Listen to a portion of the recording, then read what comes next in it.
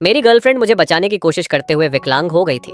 उसी वजह से उसका एसएस रैंक टैलेंट जागने के बजाय सिर्फ एफ रैंक आइसेबिलिटी के रूप में जागा।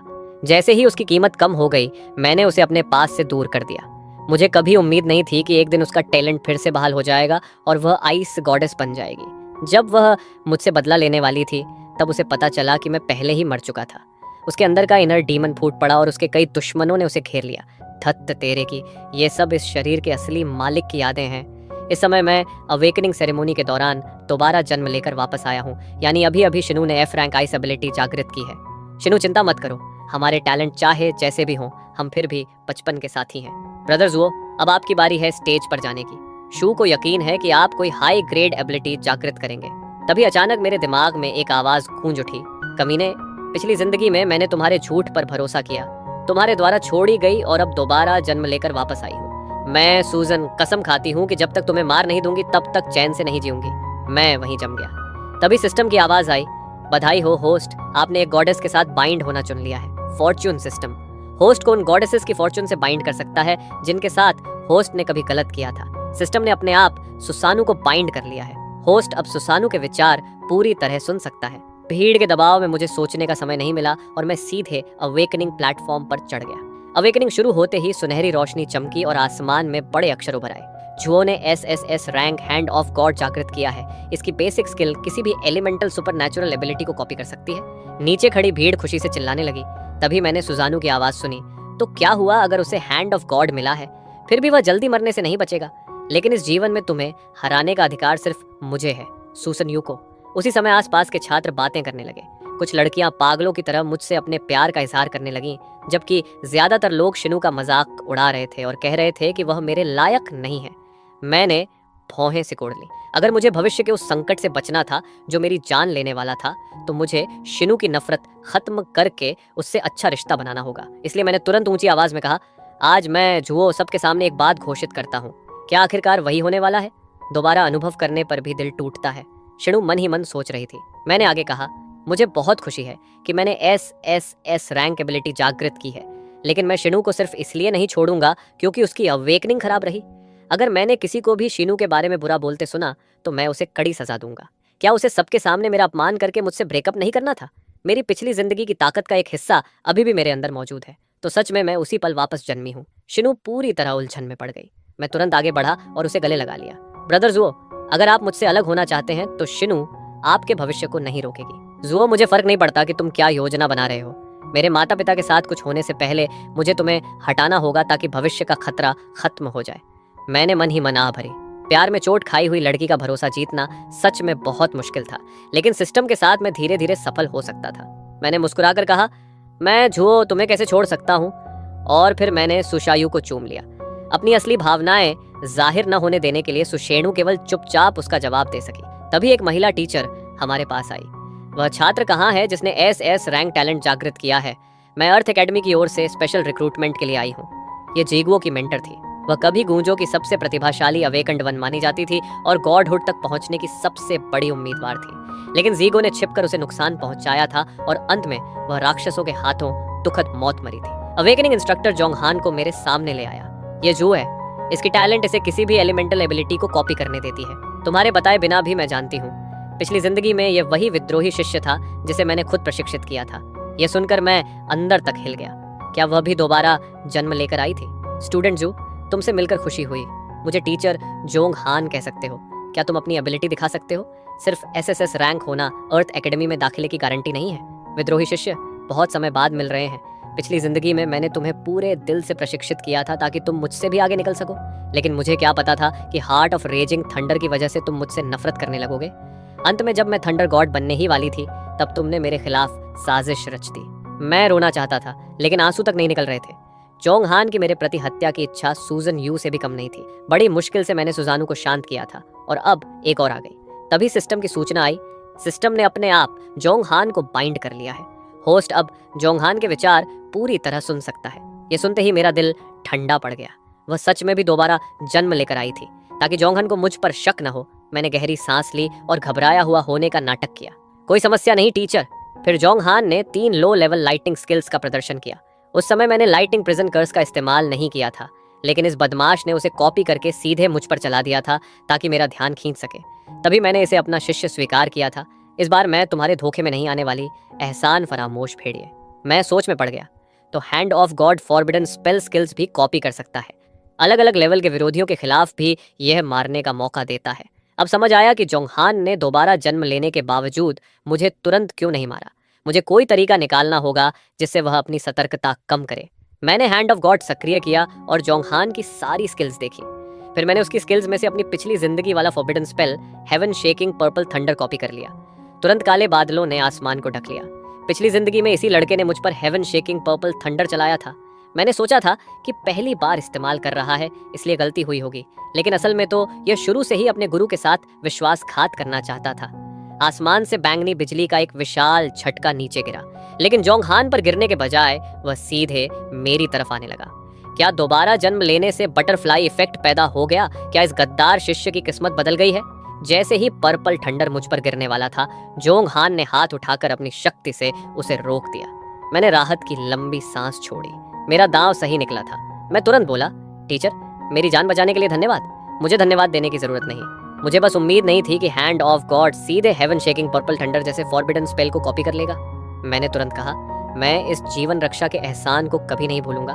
भविष्य में जब भी आपको मेरी जरूरत होगी, मैं आपकी रक्षा करूंगा ताकि आपकी इस कृपा का बदला चुका सकूं। मैं आज यहाँ झू को मारने आई थी, लेकिन अब मैंने खुद उसकी जान बचा ली और ऊपर से वह कह रहा है कि वह मेरी रक्षा करेगा। जोंगहान एक पल भी और वहां रुकना नहीं चाहती थी।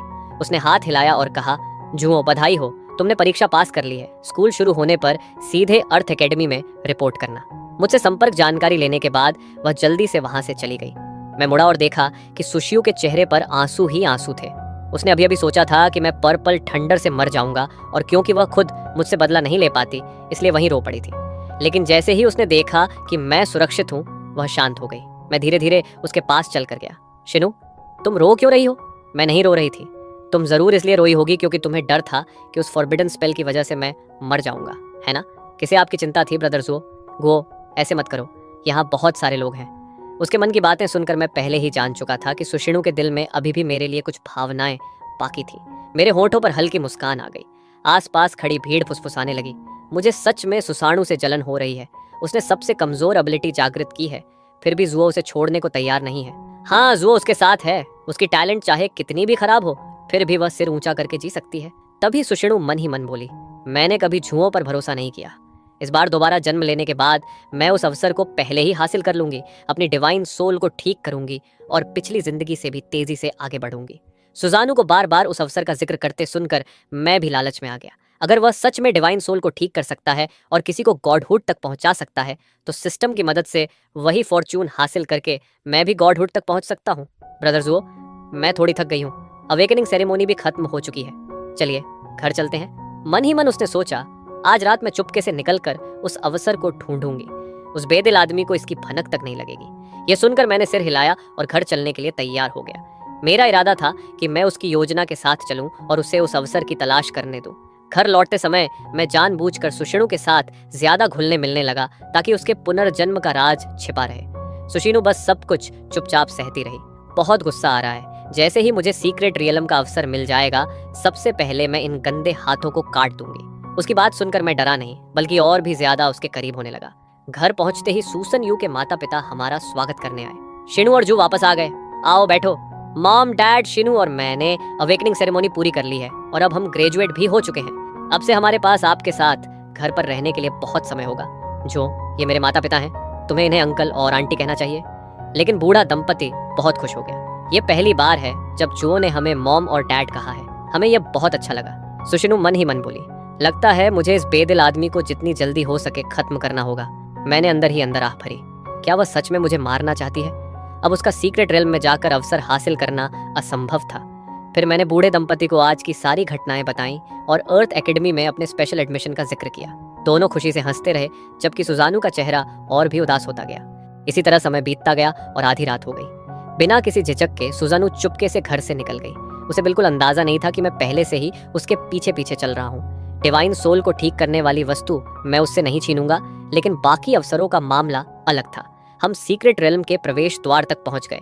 सुसानू बिना रुके अंदर चली गई और मैं उसके पीछे पीछे घुस गया। अपनी पिछली जिंदगी की यादों के सहारे सुशीनु हर खतरे से बचती हुई आगे बढ़ी और जल्द ही हम सीक्रेट रेलम की गहराइयों में पहुंचकर एक विशाल हॉल में दाखिल हुए। हॉल के बीचों बीच ड्रैगन की हड्डियों जैसा एक टूटा हुआ रहस्यमयी ढांचा खड़ा था। उसके पास एक जंग लगी यांत्रिक पत्थर की घड़ी थी। सुशीनु हॉल के सामने खड़ी होकर सोचने लगी, डिवाइन सोल को ठीक करने वाला जीन पोशन हॉल के पूर्वी हिस्से में है। विंग्स ऑफ डॉन दक्षिण पश्चिम कोने के मलबे में छिपे हैं। Lightning type lightning demon dragon spear बीच वाले पत्थर के स्तंभ के नीचे है। Water type soul of the deep sea टूटे हुए कंकाल के पास है। और स्टार फ्लेयर, जिसमें अनंत तारकीय शक्ति है, पत्थर की घड़ी के गैरों के अंदर छिपा है। सबसे पहले मुझे अपनी डिवाइन सोल ठीक करनी होगी। तभी मैं बाहर निकल आया और जोर से पुकारा, शिनु क्या तुम अंदर हो? मैंने तुम्हें चुपके से निकलते देखा था और मुझे चिंता हो गई, इसलिए मैं तुम्हारे पीछे पीछे आया, लेकिन यहाँ पहुंचकर मैं तुम्हें खो बैठा। अगर तुम यहाँ हो तो जवाब दो, मुझे तुम्हारी बहुत चिंता हो रही है शिनु। सुशीनु चौंक गई। वह छिपने के लिए जगह ढूंढने ही वाली थी कि मैं उसके सामने पहुंच गया। आखिरकार मैंने तुम्हें ढूंढ लिया शिनु। मैं बहुत परेशान हो गया था। सुशीनु ने खुद को शांत करने की कोशिश की। शांत रहो, मुझे इस बेदिल आदमी को यहाँ से दूर करना होगा और इन अवसरों की रक्षा करनी होगी। उसने कहा, माफ कीजिए ब्रदर जुओ, शू बहुत जिद्दी थी।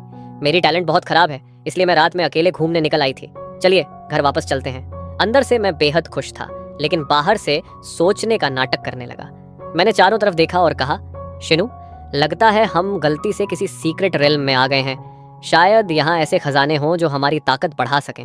ब्रदर जुओ, क्या आप ज्यादा नहीं सोच रहे? इतनी छोटी सी जगह में सीक्रेट रेल्म कैसे हो सकता है? हमें जल्दी घर लौटना चाहिए।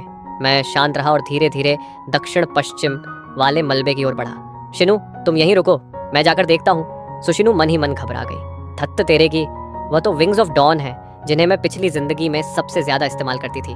मैं जिग्यू को उन्हें लेने नहीं दे सकती, इसलिए वह तुरंत मेरे पीछे दौड़ी। ब्रोदर जिग्यू, मैं आपके साथ रहूंगी। ये जगह बहुत डरावनी है। शिनु मत डरो, मैं तुम्हारी रक्षा करूंगा। धन्यवाद ब्रदर जिगो। मैं मलबे के ढेर के सामने पहुंचा। सुशीनु मन ही मन प्रार्थना करने लगी, कृपया मलबा मत हटाना। लेकिन उसे क्या पता था कि मैं पहले से सब कुछ जानता हूँ। मैंने धीरे धीरे मलबा हटाया और विंग्स ऑफ डॉन सामने आ गए, जो शक्तिशाली आइस एनर्जी छोड़ रहे थे। मैंने हैरानी का नाटक किया। खजाना, ये सच में सीक्रेट रेल्म है। मैंने अपनी एबिलिटी का इस्तेमाल करके उससे संबंध स्थापित किया। तो यह विंग्स ऑफ डॉन है ब्रदर जुओ। ये खजाना और मेरी एबिलिटी दोनों आइस टाइप हैं। क्या आप इन्हें मुझे दे सकते हैं? मैंने सिर हिलाया। शिनु अभी तुम बहुत कमजोर हो, जब तुम और ताकतवर हो जाओगी तब मैं इन्हें तुम्हें दे दूंगा। फिलहाल इन्हें मेरे पास रहने दो ताकि मैं इनकी मदद से तुम्हारी रक्षा कर सकूं। ब्रदर जुओ सही कह रहे हैं। सुशीनु ने मुंह से तो सहमति दे दी, लेकिन उसका दिल खून के आंसू रो रहा था। मगर आगे जो हुआ उसने उसे और भी ज्यादा तोड़ दिया। मैंने वही तरीका दोहराया और संयोग से खजाने मिलने का नाटक करते हुए लाइटिंग डीमन ड्रैगन स्पीयर और soul of the deep sea भी हासिल कर लिए। फिर मैं जीन पोशन की ओर बढ़ा। धत्त तेरे की, क्या वह जीन पोटियन भी ले जाएगा? जीन पोटियन के बिना मैं अपनी डिवाइन सोल कैसे ठीक करूंगी? सुशीनु पूरी तरह निराश हो गई। मैंने अभी अभी अवेकनिंग की है और वह भी सबसे कमजोर एफ रैंक टैलेंट के साथ। मैं जीन पोशन के लिए कैसे मुकाबला करूंगी? बाकी खजाने फिर मिल सकते हैं, लेकिन डिवाइन सोल को ठीक करने वाला जीन पोशन सिर्फ एक ही है। तभी मैंने अचानक हैरानी से कहा, अरे इस दवाई की बोतल के पास कुछ लिखा हुआ है। इसमें लिखा है कि यह डिवाइन सोल को मजबूत कर सकती है और उसके नुकसान को भी ठीक कर सकती है। शिनु, जब तुमने मुझे बचाया था तब तुम्हारी डिवाइन सोल क्षतिग्रस्त हो गई थी। यह दवा तुम्हें ठीक कर सकती है, जल्दी से इसे पी लो।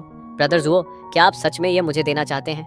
क्या आप इसे अपनी डिवाइन सोल को मजबूत करने के लिए इस्तेमाल नहीं करना चाहते? मैंने मुस्कुराकर कहा, शिनु तुम्हारे मुकाबले यह जीन पोशन कुछ भी नहीं है। एक बार तुम्हारी डिवाइन सोल ठीक हो गई तो शायद तुम्हारी एबिलिटी टैलेंट भी बेहतर हो जाए। जल्दी इसे पी लो और देखो क्या होता है। सुशीनु मेरी तरफ देखने लगी। उसके चेहरे पर हल्का बदलाव आया और पहली बार उसके मन की आवाज ने मुझे कोसना बंद कर दिया। सुजानु काफी देर तक चुप रही, फिर अपने होंठ भींचकर बोली, धन्यवाद ब्रदर जिगो, फिर मैं इसे ट्राई करती हूँ। इतना कहकर उसने मेरे हाथ से पोशन लिया और पी लिया।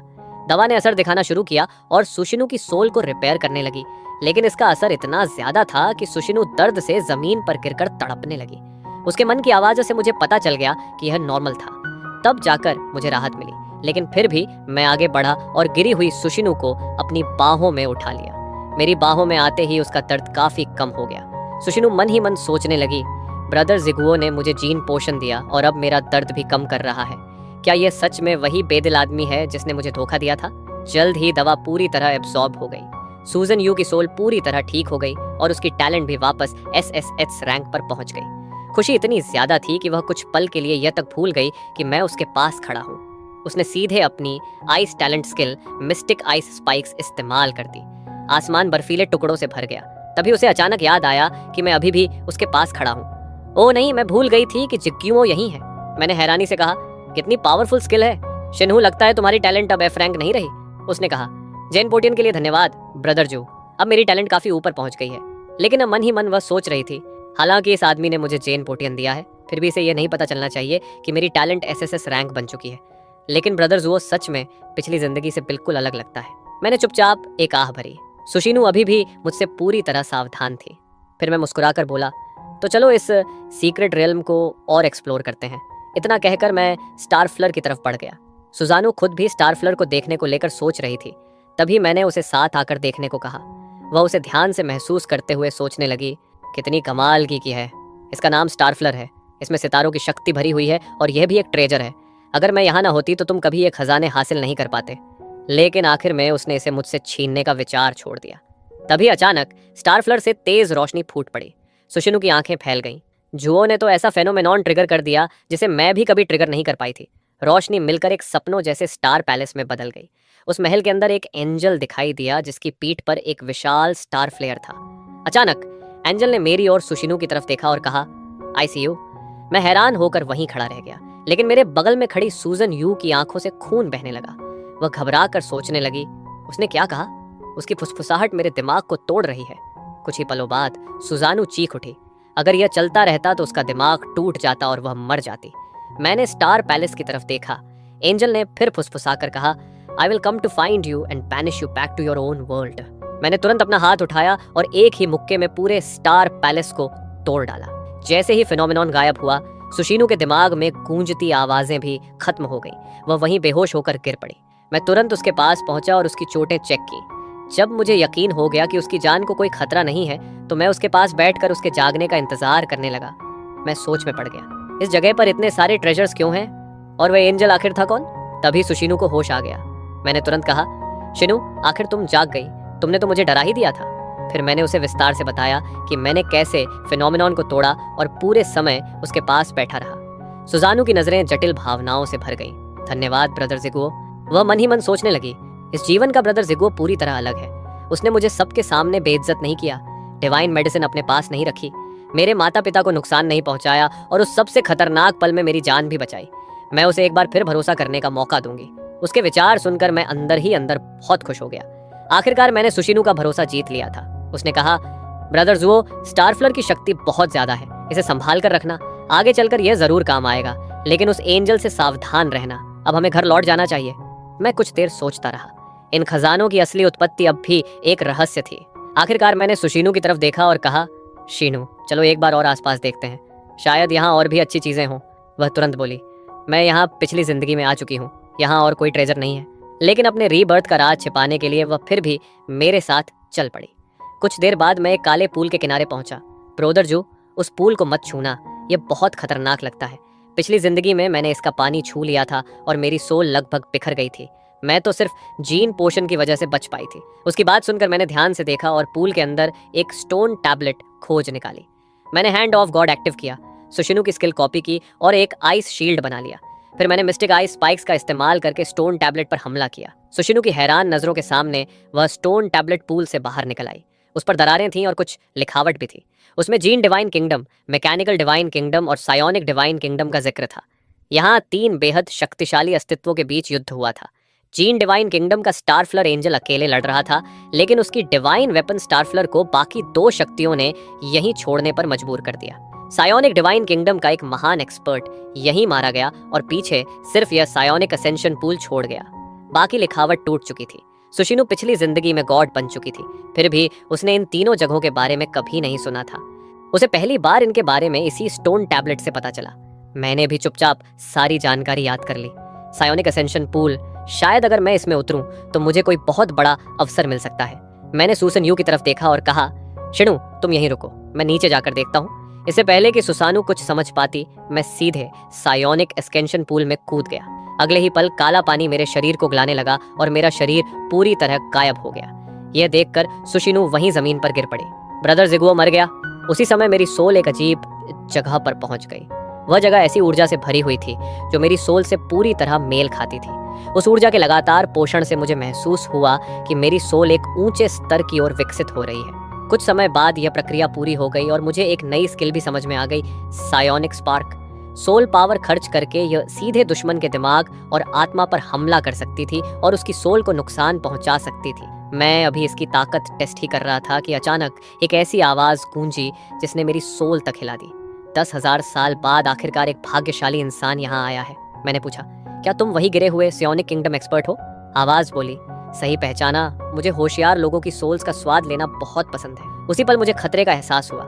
एक स्पिरिट बॉडी अचानक मेरे सामने बनी और मेरी तरफ झपट पड़ी। मेरे पास बचने का समय नहीं था। वह स्पिरिट पहले ही मेरी सोल के अंदर घुस चुकी थी। क्या शानदार सोल बॉडी है! बिना फिजिकल बॉडी के तुम मेरा विरोध नहीं कर सकते। जैसे ही मैं तुम्हें निगल लूंगा, मैं सफलतापूर्वक फिर से जीवित हो जाऊंगा। मैंने पूरी ताकत से उसका विरोध किया। तभी अचानक मेरी सोल के अंदर एक नया शरीर बनने लगा। मेरी आंखें चमक उठीं। मैंने अपनी इच्छा शक्ति से उस शरीर के बनने की रफ्तार और बढ़ा दी। जैसे जैसे मेरी सोल ठोस रूप लेने लगी, घुसपैठ करने वाली स्पिरिट उल्टा मेरी सोल में समाने लगी। वह डरकर चिल्लाई, तुम्हारा शरीर तो सायोनिक असेंशन पूल ने नष्ट कर दिया था, फिर यह दोबारा कैसे बन रहा है? क्या तुम पहले ही सायोनिक सिस्टम की सबसे ऊंची सोल स्टेट तक पहुंच चुके हो? जो स्पिरिट मुझे अपने कब्जे में लेने की कोशिश कर रही थी, उसे मेरी सोल ने पूरी तरह निगल लिया। दूसरी तरफ सायोनिक पूल के किनारे सुशीनु दर्द और पछतावे में रो रही थी। ये सब मेरी गलती है। मैंने अपना राज छिपा कर रखा। मैंने तुम्हें नहीं बताया कि यह पानी सोल को निगल जाता है। प्लीज वापस आ जाओ। मैं कभी तुम्हें मारने के बारे में नहीं सोचूंगी। मुझे बस तुम वापस चाहिए, ब्रदर ज़िगुओ। उसी समय मेरी सोल वापस लौट चुकी थी और मैं चुपचाप यह सब देख रहा था। उस रहस्यमयी बची हुई सोल को निगलने के बाद मुझे एक नई स्किल मिली थी, सायोनिक कन्वर्शन। इसकी मदद से मैं अपनी मर्जी से फिजिकल फॉर्म और स्पिरिट फॉर्म के बीच बदल सकता था। मैंने तुरंत फिजिकल बॉडी में वापस आकर सुशिनु को गले लगा लिया। शिनु, मैं वापस आ गया हूँ। सुशिनु की आंखें फैल गईं। ब्रदर ज़ुओ, क्या सच में आप ही हैं? फिर मैंने उसे उस अजीब जगह में हुई सारी बातें विस्तार से बता दी और फिर सायोनिक कन्वर्जन दिखाकर साबित कर दिया कि मैं सच में जिंदा हूँ। तभी सुजानु को यकीन हुआ कि मैं मरा नहीं था। उसने राहत की सांस लेते हुए कहा, अच्छा हुआ आप ठीक हैं ब्रदर ज़ुओ। चलिए घर चलते हैं। यह जगह बहुत खतरनाक है। मैं आपको फिर से नहीं खोना चाहती। अब सुशिनु पूरी तरह मेरी तरफ हो चुकी थी। मैं भी उसे और चिंता में नहीं देख सकता था, इसलिए उसे सहारा देकर घर वापस ले आया। देखते ही देखते 1 साल गुजर गया। तय समय पर मैं राजधानी की अर्थ एकेडमी पहुंच गया। सुशिनु भी मेरे साथ थी। उसकी सोल ठीक होने के बाद उसकी SSS rank great ice talent वापस आ चुकी थी और पिछली जिंदगी के कॉम्बैट एक्सपीरियंस की वजह से उसने परीक्षा में पहला स्थान हासिल किया था। इसलिए उसे भी मेरे साथ अर्थ एकेडमी में भर्ती कर लिया गया। उसके विचारों से मुझे पता चला कि पिछली जिंदगी में सुजानु अर्थ एकेडमी में नहीं आई थी, इसलिए उसे एकेडमी और जोंगहान के बारे में ज्यादा जानकारी नहीं थी। मैंने मन ही मन आह भरी। फिलहाल मैं बस एक एक कदम आगे बढ़ सकता था। फिर मैं सुशिनु को रजिस्ट्रेशन के लिए लेकर गया। तभी अचानक एकेडमी के नॉर्थ गेट पर एक विशाल लाइटनिंग स्पीयर प्रकट हुई और उसने हम समेत सभी नए छात्रों का रास्ता रोक दिया। अगले ही पल जोंगहान उस लाइटनिंग स्पीयर के अंदर से बाहर निकली। सभी नए छात्र रुक जाओ, मैं इस साल की एंट्रेंस टेस्ट इंस्ट्रक्टर हूँ। यह परीक्षा इस लाइटनिंग वॉल से जुड़ी हुई है। जो भी अपनी ताकत से इस लाइटनिंग वॉल को पार कर लेगा वह अकेडमी का सदस्य बन जाएगा। जो असफल होगा उसे तुरंत निकाल दिया जाएगा। यह सुनते ही सभी नए छात्रों में हड़कंप मच गया। कोई सामान्य इंसान इसे पार भी कर सकता है क्या? चारों तरफ चर्चा शुरू हो गई। तभी जोंगहन ने भयानक लाइटनिंग पावर छोड़ी। चुप रहो। उसकी ताकत देखकर हर कोई शांत हो गया। सुशिनु मन ही मन सोचने लगी, वाकई वह उतनी ही ताकतवर है जितनी पिछली जिंदगी में गोजो की सबसे बड़ी लाइटनिंग अवेकनर मानी जाती थी। उसकी यह बात सुनकर मेरा दिल बैठ गया।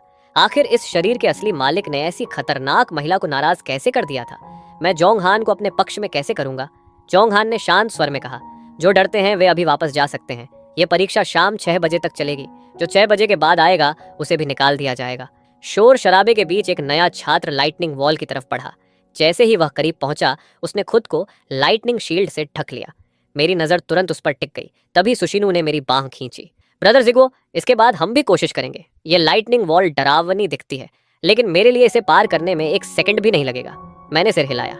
जल्दी की जरूरत नहीं है शिनु, पहले थोड़ा करीब जाकर जानकारी इकट्ठी करते हैं। सुशिनु ने हामी भर दी और मेरे साथ आगे बढ़ी। असल में मैं जोंगहान के करीब जाकर उसके विचार सुनना चाहता था, ताकि पता चल सके कि कहीं वह परीक्षा के दौरान मुझे मारने की योजना तो नहीं बना रही। जैसे ही वह छात्र लाइटनिंग वॉल में घुसा उसका लाइटनिंग शील्ड तुरंत टूट गया। वह दर्द से चीखने लगा। दर्द हो रहा है, बहुत दर्द हो रहा है। जोंगहन मन ही मन बोली, ये लाइटनिंग समान एलिमेंट वाली डिफेंसिव स्किल्स को भी तोड़ सकती है, ठीक वैसा ही जैसा पिछली जिंदगी में था। और पहला चुनौती देने वाला भी लाइटनिंग टैलेंट वाला छात्र है। इसे अंदर जाने दो, आखिर यह सिर्फ परीक्षा है, सच में इसे निकाल नहीं सकते। उसकी चीखों के बीच लाइटनिंग वॉल थोड़ी देर के लिए हट गई और वह छात्र अंदर चला गया। पहले छात्र को सफल होता देखकर बाकी लोग भी उत्साहित हो गए। मैं एक तरफ खड़ा सब देखता रहा। देखते ही देखते दर्जन भर से ज्यादा छात्र परीक्षा पास कर चुके थे। हर बार जब कोई बेहोश होने वाला होता, उसे अंदर जाने दिया जाता। सुशिनु उन्हें देखकर तिरस्कार से बोली, ब्रदर जिगुओ, आपके अलावा इस साल एक और एसएसएस रैंक टैलेंट अवेकनर है। उसका नाम फनलन है। वह राजधानी के फन फैमिली की बड़ी बेटी है, लेकिन परीक्षा इतनी आगे बढ़ चुकी है और वह अभी तक नहीं आई। फन फैमिली राजधानी के सबसे ताकतवर अवेकनर फैमिलीज में से एक थी। पिछली जिंदगी में फनलन आगे चलकर विंड गॉडेस बनी थी, लेकिन उसके पिता की मौत ब्रदर जो की वजह से हुई थी। यह सुनकर मैंने मन ही मन गाली दी। क्या फन फैमिली हेड फनलन का पिता नहीं था? आखिर इस शरीर के असली मालिक ने कितनी मुसीबतें खड़ी की थी। क्या फनलान भी रीबर्थ लेकर वापस आई है? तभी दूर से एक तेज हवा का झोंका पूरे परीक्षा क्षेत्र में फैल गया। एक लड़की हाथ में तलवार लिए धीरे धीरे आगे बढ़ रही थी। मैंने भौहें से कोड़ ली। इतनी दूर से हवा को नियंत्रित कर पाना आसान नहीं था। लगता है यही फनलन है। कुछ ही पलों बाद फनलन हमारे सामने आकर खड़ी हो गई। तभी सिस्टम की आवाज गूंजी। सिस्टम ने पास की गॉडेस फनलन को अपने आप बाइंड कर लिया है। पिछली जिंदगी में फनलान ने कई बार असली मालिक से मुकाबला किया था, लेकिन कभी जीत नहीं पाई। धीरे धीरे वह उससे प्यार करने लगी। उसने उसे अपने परिवार तक से मिलवाया और परिवार के संसाधनों की मदद से उसे मजबूत बनाया। यहाँ तक कि उसके पिता भी उससे स्नेह करने लगे थे, लेकिन आखिर में वही उनके हाथों मारे गए। जब फनलन बदला लेने निकली, तब उसे उसकी मौत की खबर मिली। अपने हार्ट डीमन को कभी छोड़ न पाने की वजह से वह आखिरकार एक सीक्रेट रियलम में खत्म हो गई। यह सब जानकर मैं भीतर ही भीतर परेशान हो गया। तभी सुशिनु ने पूछा, ब्रोदर जो, आपकी तबीयत ठीक है? मैंने सिर हिलाया। कुछ नहीं, बस बहुत देर से खड़े खड़े थक गया हूँ। वह बोली, तो जल्दी परीक्षा पास कर लेते हैं और आराम करेंगे। मैंने कहा, ठीक है, पहले उसे जाने दो, फिर हम भी परीक्षा देंगे। फनलन लाइटनिंग वॉल के सामने पहुंची। वह पूरे रास्ते एक जैसी चाल से आराम से चलती रही। सबकी निगाहों के सामने उसने लाइटनिंग वॉल को बेहद आसानी से पार कर लिया। चोंगहान मन ही मन सोचने लगी, फन फैमिली की लड़की बिल्कुल वैसी ही है जैसी मुझे याद है। अब अगला नंबर उस गद्दार जुओ का होना चाहिए। लेकिन पिछली जिंदगी में फनलान अभी सिर्फ लेवल 9 पर थी। वह पहले से लेवल 15 पर कैसे पहुंच गई? फिर घोषणा हुई, फनलान SS rank wind element talent awakener level 15, परीक्षा पास। यह सुनकर बाकी छात्र चर्चा करने लगे। एकेडमी में प्रवेश के लिए लेवल 20 चाहिए होता है। वह पहले ही लेवल 15 कैसे पहुंच गई? क्या यही एसएसएस रैंक टैलेंट की ताकत है, या फिर फन फैमिली के संसाधन बहुत ज्यादा हैं? लगता है दूसरा एसएसएस रैंक अवेकनर भी फनलन का मुकाबला नहीं कर पाएगा। उनकी बातें सुनकर मैं चौंक गया। क्या फनलन ने भी सुसानु की तरह पिछली जिंदगी का अवसर पहले ही हासिल कर लिया था? तभी ये सब सुनकर सुशिना गुस्सा होने वाली थी, लेकिन मैंने उसे रोक लिया। पहले परीक्षा पास करते हैं। वह मजबूरी में शांत हो गई। फिर बोली, ब्रदर जिगुओ, मैं पहले जाती हूँ। इसके बाद सबकी निगाहों के सामने सुशिनु ने ठंडी बर्फीली ऊर्जा छोड़ी और पूरी लाइटनिंग वॉल को जमा दिया। अगले ही पल उसने उसे तोड़ दिया और आराम से परीक्षा पार कर गई। ये देखकर जोंगहान और फुनलान दोनों स्तब्ध रह गईं। सूजन यू का विकास उनकी पिछली जिंदगी की यादों से बिल्कुल अलग था। जोंगहान की आंखें चमक उठी। बधाई हो, तुमने लेवल 15 अवेकनर के रूप में परीक्षा पास कर ली है। अपना नाम और टैलेंट रैंक बताओ। सूजन you, F grade ice element talent. यह सुनते ही सब हैरान रह गए। एक एफ ग्रेड टैलेंट में इतनी ताकत कैसे हो सकती है? सूजन यू मेरी तरफ मुड़ी और हाथ हिलाकर बोली, ब्रदर जिगुओ। मैंने हल्की सी मुस्कान दी। जैसे ही फनलान ने देखा कि मैं सूजन यू के इतने करीबी बुलावे का जवाब दे रहा हूँ, उसके अंदर से जबरदस्त किलिंग इंटेंट फूट पड़ा। जोंगहान ने तुरंत उसकी तरफ देखकर चेतावनी भरी नजर डाली। तभी फनलन को होश आया और उसने जल्दी से अपना किलिंग इंटेंट वापस खींच लिया। मैं एक पल के लिए ठिठक गया, फिर गहरी सांस लेकर लाइटनिंग वॉल के अंदर कदम रख दिया। आम अवेकनर्स की तरह मेरे पास कोई एलिमेंटल पावर नहीं थी। मैं केवल स्किल्स को कॉपी करने के बाद ही इस्तेमाल कर सकता था। इसलिए लाइटनिंग वॉल में घुसते समय मैंने कोई डिफेंसिव स्किल इस्तेमाल नहीं की। सबकी हैरान निगाहों के सामने मैं सीधे लाइटनिंग के बैप्टिज्म में खड़ा हो गया। मेरा शरीर उस लाइटनिंग पावर को धीरे धीरे अब्सॉर्ब करने लगा और बदलने लगा। कुछ सेकंड बाद सारी लाइटनिंग पावर पूरी तरह अब्सॉर्ब हो गई। मैंने अपना हाथ उठाया और जोंगहान की लाइटनिंग जैसी ही एक लाइटनिंग अपने हाथ में जमा कर ली। इस शानदार तोहफे के लिए धन्यवाद टीचर। जोंगन मन ही मन सोचने लगी, पिछली जिंदगी की तरह इस बार भी इसने लाइटनिंग पावर अब्सॉर्ब कर ली। तरीका थोड़ा अलग था, लेकिन नतीजा वही निकला। लगता है मुझे पिछली बार की तरह जल्दी कदम उठाना होगा। दूसरी तरफ फनलान भी यही सोच रही थी। लाइटनिंग पावर अब्सॉर्ब करने के बाद मुझे एक नई स्किल मिली, लाइटनिंग वॉल। लेकिन मैं खुश नहीं था। उनकी सोच सुनकर मेरी पीठ पर ठंडा पसीना आ गया। दोनों मुझे मारना चाहती थी। मुझे अपनी योजना और तेजी से आगे बढ़ानी होगी। सबके हैरान होने के बीच जोंग हान ने मुझे रजिस्ट्रेशन के लिए बुलाया। मन ही मन वह सोच रही थी कि क्या उसे मुझे फिर से अपना डिसाइपल बना लेना चाहिए। आखिर मास्टर डिसाइपल रिश्ता होने पर अक्सर मुलाकातें होंगी और हमला करने के मौके भी बढ़ेंगे। फिर उसने कहा, बच्चे, मैं तुमसे बहुत प्रभावित हूँ। आज से मेरे साथ चलो। मैं तुम्हें इस जीवन में जो कुछ जानती हूँ सब सिखाऊंगी। मैं मन ही मन सोचने लगा, क्या इस बार भी तुम हार्ट ऑफ रेजिंग थंडर की वजह से मुझे नुकसान पहुंचाओगी?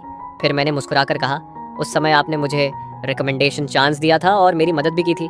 बेशक मैं आपका स्टूडेंट बनने को तैयार हूँ। परीक्षा खत्म होने के बाद मैं और सुशीनु एकेडमी की कैफेटेरिया में गए। हम दोनों हंसते बोलते बातें कर रहे थे। थोड़ी दूर फनलन खड़ी ये सब देख रही थी और गुस्से से कांप रही थी। तभी एक लड़का उसके पास आया। क्या खूबसूरत जूनियर है, क्या तुम फ्रेशमैन हो? मेरी गर्लफ्रेंड बन जाओ। मेरा नाम वोंगजियन है। मैं इस साल सेकंड ईयर में हूँ और राजधानी के वोंग फैमिली से हूँ।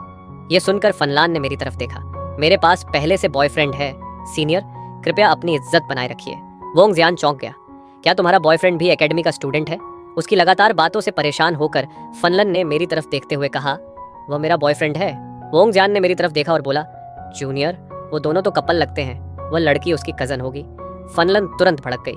क्या बकवास कर रहे हो? ब्रदर जिगुओ मेरे बॉयफ्रेंड हैं। मैं मन ही मन सोचने लगा, पिछली जिंदगी में वोंगजियान जैसा कोई नहीं था। क्या ये भी रिबर्थ की वजह से हुआ बदलाव है? इतने सारे रीबॉर्न लोगों की वजह से बहुत कुछ बदल चुका था। मैं खड़ा हुआ और गुस्से में भरी सुशिनु को शांत करने लगा। वोंगजियान हंसकर बोला, तो तुम्हारा नाम फनलन है? किसी को ढाल मत बनाओ, मेरी तरफ भी ध्यान दो। फनलन ठंडे स्वर में बोली, दफा हो जाओ। लेकिन वोंगजियान को अपने वोंग फैमिली के स्टेटस पर पूरा भरोसा था। अपने सीनियर को तुम्हारा पीछा करने का एक मौका तो दो। फनलन की आंखें ठंडी हो गईं। मैं आखिरी बार कह रही हूँ, निकल जाओ। लेकिन वोंगजियान अब भी मुस्कुरा रहा था। मैं लेवल 25 अवेकनर हूँ, तुम मेरा कुछ नहीं बिगाड़ सकती। तभी फनलन ने अपनी तलवार घुमाई। चारों तरफ तेज हवाएं उठीं और विंड एलिमेंट स्वॉर्ड एनर्जी सीधे वोंगजियान की तरफ बढ़ गई। वोंगजियान का चेहरा डर से बदल गया। तुमने अभी अभी एडमिशन लिया है, फिर भी तुम लेवल 15 कैसे हो? और लेवल 15 पर इतनी भयानक स्वॉर्ड एनर्जी कैसे छोड़ सकती हो? उसने अपने चारों तरफ फ्लेम्स पैदा कर दी और बचाव करने की कोशिश की, लेकिन अगले ही पल वह हवा में उछलकर दूर जा गिरा। ये देखकर मैं हंसे बिना नहीं रह सका। वोंगजियान को तुरंत फनलान की पहचान समझ आ गई। तुम फन फैमिली हेड की बेटी हो। यह फन फैमिली की इनहेरिटेड विंड स्वॉर्ड है। वोंगजियान उठकर जाने वाला था, लेकिन तभी उसने मुझे हंसते हुए देख लिया। गुस्से में उसने चिल्लाकर कहा, ओए लड़के, इधर आ, मैं तुम्हें सिखाता हूँ कि सीनियर्स की इज्जत कैसे की जाती है। सुशिनु तुरंत बोली, वोंगजियान, तुम क्या करने वाले हो? मैंने सुशिनु को अपने पीछे कर लिया। आसपास के छात्र भी देखने लगे। अरे, ये तो जुओ है, वही एसएसएस ग्रेड रिकमेंडेड स्टूडेंट। इसने उस सीनियर को कैसे नाराज कर दिया? यह सुनकर वोंगजियान की भौहें सिकुड़ गईं। तो तुम भी एसएसएस ग्रेड फ्रेशमैन हो? मैंने मुस्कुराकर कहा। क्या हुआ सीनियर, अब डर लग रहा है? वोंगजियान गुस्से से लाल हो गया। बदतमीज लड़के, मैं तुम्हें सबक सिखाऊंगा। उसने अपना आपा खो दिया। उसके चारों तरफ आग की लपटें उठने लगीं और कुछ ही पलों में एक विशाल फायर ड्रैगन बन गया। वह फायर ड्रैगन मेरी तरफ झपटा। मैं थोड़ा हैरान हुआ। सीनियर, ये मूव तो काफी अच्छा है, लेकिन अब ये मेरा है। इतना कहकर मैंने भी अपने चारों तरफ फ्लेम्स पैदा कर दी और उससे भी बड़ा फायर ड्रैगन बना लिया। ये हैंड ऑफ गॉड स्किल की नई क्षमता थी। फॉरबिडन स्पेल्स को छोड़कर बाकी सभी स्किल्स कॉपी होने के बाद और ज्यादा ताकतवर हो जाती थी। वोंगजियान स्तब्ध रह गया। तुम मेरी स्किल कैसे जानते हो? अगले ही पल दोनों फायर ड्रैगन्स टकरा गए।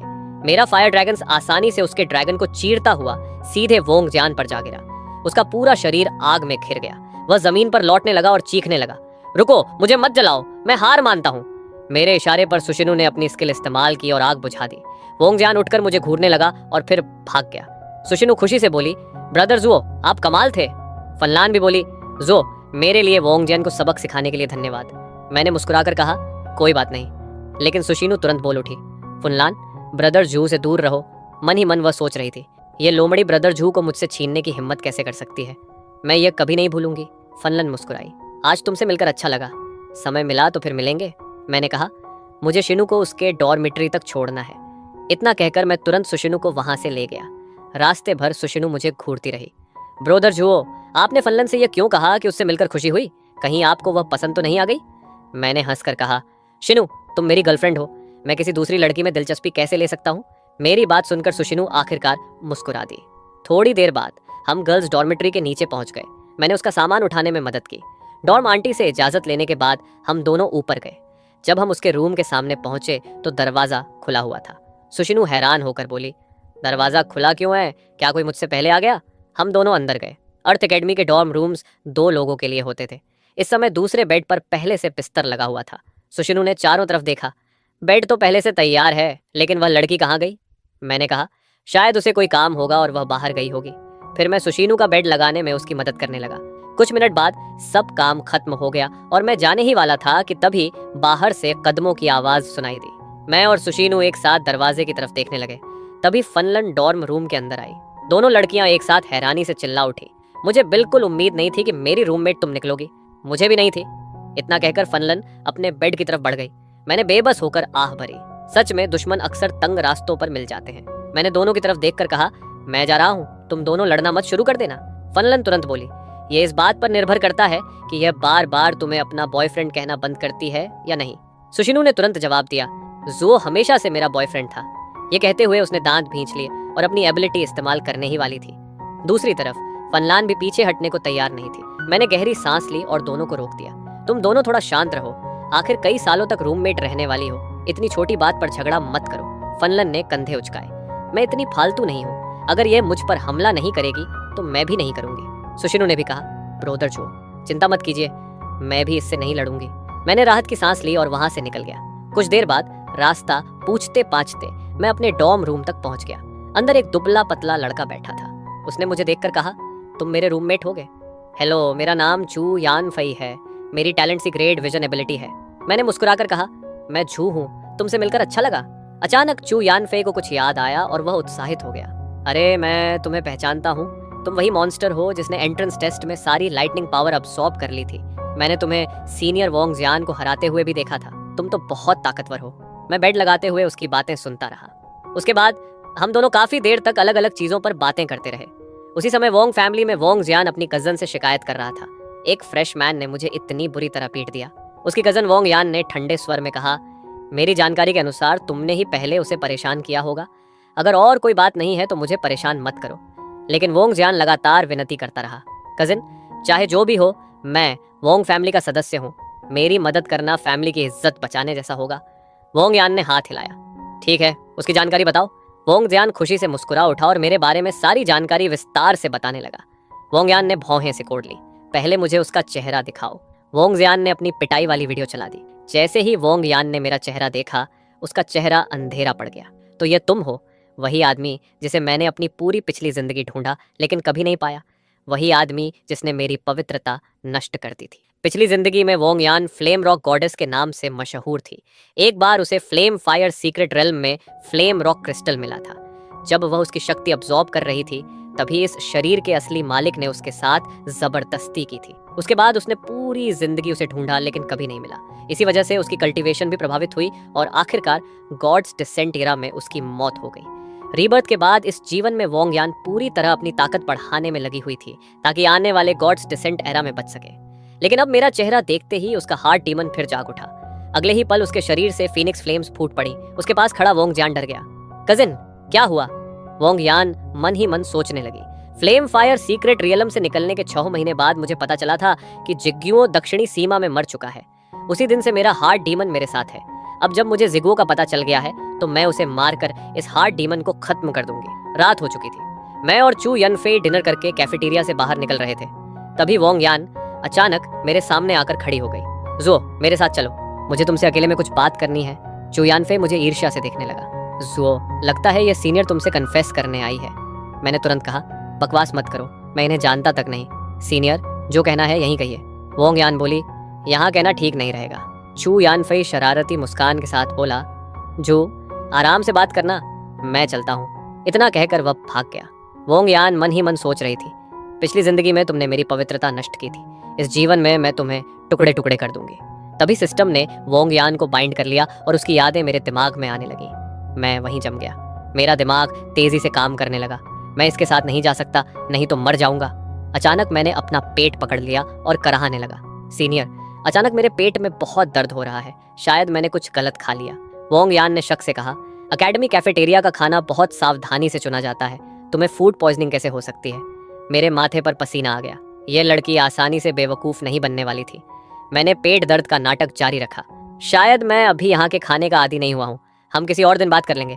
सीनियर, मुझे तुरंत डॉर्म के वॉशरूम जाना है। वोंग यान ने कुछ देर सोचा। लगता है सच में कुछ गलत खा लिया है, यहाँ बहुत लोग हैं, मैं कुछ नहीं कर सकती, अगली बार मौका देखूंगी।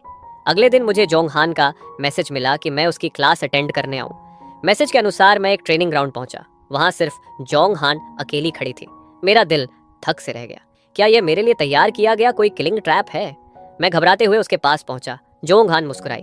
बच्चे, तुम मुझे देखकर इतने डरे हुए क्यों लग रहे हो?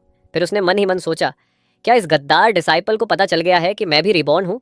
मैंने तुरंत जवाब दिया, मैं थोड़ा नर्वस हूँ क्योंकि यहाँ सिर्फ मैं ही हूँ, बाकी स्टूडेंट्स कहाँ हैं? जोंग हान ने कहा, हर कोई मेरा स्टूडेंट नहीं बन सकता। कई सालों बाद मैंने किसी को स्टूडेंट बनाया है। लेकिन मन ही मन वह सोच रही थी, मैंने कभी नहीं सोचा था कि जिस स्टूडेंट पर मैंने सबसे ज्यादा भरोसा किया वही मुझे धोखा देकर मार देगा। मैंने कहा, यह मेरे लिए सम्मान की बात है टीचर। आज का पहला लेसन क्या है? जोंग हान के होंठों पर मुस्कान आ गई। उसने उंगलियां चटकाई। अगले ही पल उसके पास एक विशाल थंडर बजर्ग बेयर प्रकट हो गया। यह लेवल 15 थंडर बजर्ग बेयर है। तुम्हें इससे रियल कॉम्बैट में लड़कर जीतना होगा। इसकी डिफेंस बहुत मजबूत है। अगर इसके कुछ वार भी लग गए तो तुम हार जाओगे। मैं मन ही मन सोचने लगा, यह बिल्कुल पिछली जिंदगी जैसा ही है। तब भी मुझे इसी लेवल के थंडर बजर्ग बेयर से लड़ना पड़ा था, लेकिन अब यह लेवल 15 है। इसके पास लेवल 9 की तुलना में एक अतिरिक्त स्किल है। शायद यही इसकी असली ताकत है। जोंग हान मैदान के बाहर पहुंच गई और चिल्लाई, मुझे निराश मत करना छोटे लड़के। उसके इतना कहते ही थंडर बजर्ग बेयर ने अपना विशाल पंजा उठाकर मुझ पर हमला कर दिया। यह देखकर मैं तेजी से पीछे हटा और हैंड ऑफ गॉड सक्रिय कर दिया। अगले ही पल मुझे थंडर बजर्ग बेयर की सभी स्किल्स दिखाई देने लगी। उसके पास 4 लाइटनिंग स्किल्स थी, furious bear claw, thunder stomp, thunderous frenzy और raging thunder armour. Thunderous frenzy उसे बर्जर्क स्टेट में डाल देती थी, जबकि रेजिंग थंडर आर्मर उसकी डिफेंस बढ़ाती थी। पिछले 2 महीनों की प्रैक्टिस में मैं हैंड ऑफ गॉड की सीमाएं समझ चुका था। यह अधिकतम 3 स्किल्स कॉपी कर सकता था। कॉपी की गई स्किल्स मेरे दाएं हाथ की 3 उंगलियों में स्टोर हो जाती थी। तीनों स्किल्स इस्तेमाल होने के बाद hand of God cool down में चला जाता था। लेवल 15 तक पहुंचने के बाद मैंने पाया कि कॉपी होने वाली स्किल्स की संख्या तो नहीं बढ़ी, लेकिन कूल डाउन 3 दिनों से घटकर सिर्फ 12 घंटे रह गया था। इसके अलावा फॉरबिडन स्पेल से नीचे की सभी स्किल्स की ताकत कॉपी होने के बाद और बढ़ जाती थी। मैं कुछ देर सोचता रहा। आखिर में मैंने रेजिंग थंडर आर्मर छोड़ दिया और बाकी 3 स्किल्स चुन ली। थंडर बजर्ग बेयर ने फिर से अपना विशाल पंजा घुमाया और मेरी तरफ झपटा। मैं तेजी से एक तरफ हट गया और तुरंत थंडरस फ्रेंजी इस्तेमाल कर दी। बिजली की गड़गड़ाहट के साथ मेरी स्पीड और अटैक पावर कई गुना बढ़ गई। ये देखकर थंडर बर्सर्क बेयर ने भी मुझ पर हमला किया। मैंने तुरंत फ्यूरियस बेयर क्लॉ इस्तेमाल की। दोनों फ्यूरियस बेयर क्लॉ आपस में टकराईं, लेकिन बेयर की क्लॉ एक ही झटके में चिथड़े चिथड़े हो गई और उसके शरीर पर एक बड़ा घाव खुल गया।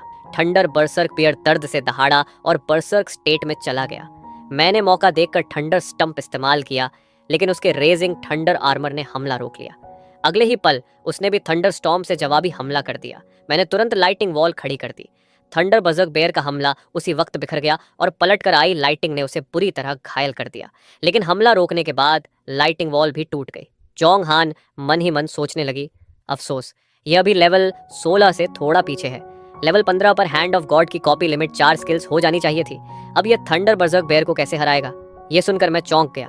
जोंग हान को हैंड ऑफ गॉड की लिमिट के बारे में भी पता था, लेकिन मैं अभी लेवल 16 तक नहीं पहुंच सकता था। अब क्या करूं? मैं सोच ही रहा था कि बुरी तरह घायल थंडर बजर्ग बेयर फिर से मेरी तरफ झपटा। इस बार मैं समय पर बचाव नहीं कर पाया और दूर जा गिरा। जोंग हान मन ही मन सोच रही थी, क्या मैं थंडर बर्सर्क बेयर के हाथों इसे मरवा दूं? नहीं, लगता है यह अपनी सीमा तक पहुंच चुका है। आज का प्रदर्शन पहले ही उम्मीद से बेहतर है। सही समय आने पर मैं इसे बचा लूंगी। मैं जमीन पर पड़ा हाँफ रहा था। तभी थंडर बजर्ग बेयर ने अंतिम हमला करने की तैयारी की। मैंने उसी पल सायोनिक स्पार्क इस्तेमाल कर दी। अदृश्य स्पार्क सीधा उसके दिमाग में जा घुसी। थंडर बजर्ग बेयर तुरंत जमीन पर गिर पड़ा और उसका पूरा शरीर झटके खाने लगा। जोंग हान वहीं स्तब्ध रह गई। इस बच्चे को सोल अटैक कैसे आता है? क्या यह भी मेरे रीबर्थ की वजह से आया कोई बदलाव है? फिर वह मेरे पास आई और बोली, बहुत बढ़िया बच्चे, तुमने अच्छा काम किया, लेकिन अभी मैंने सोल पावर की हल्की सी लहर महसूस की थी। वह सोल अटैक था, है ना?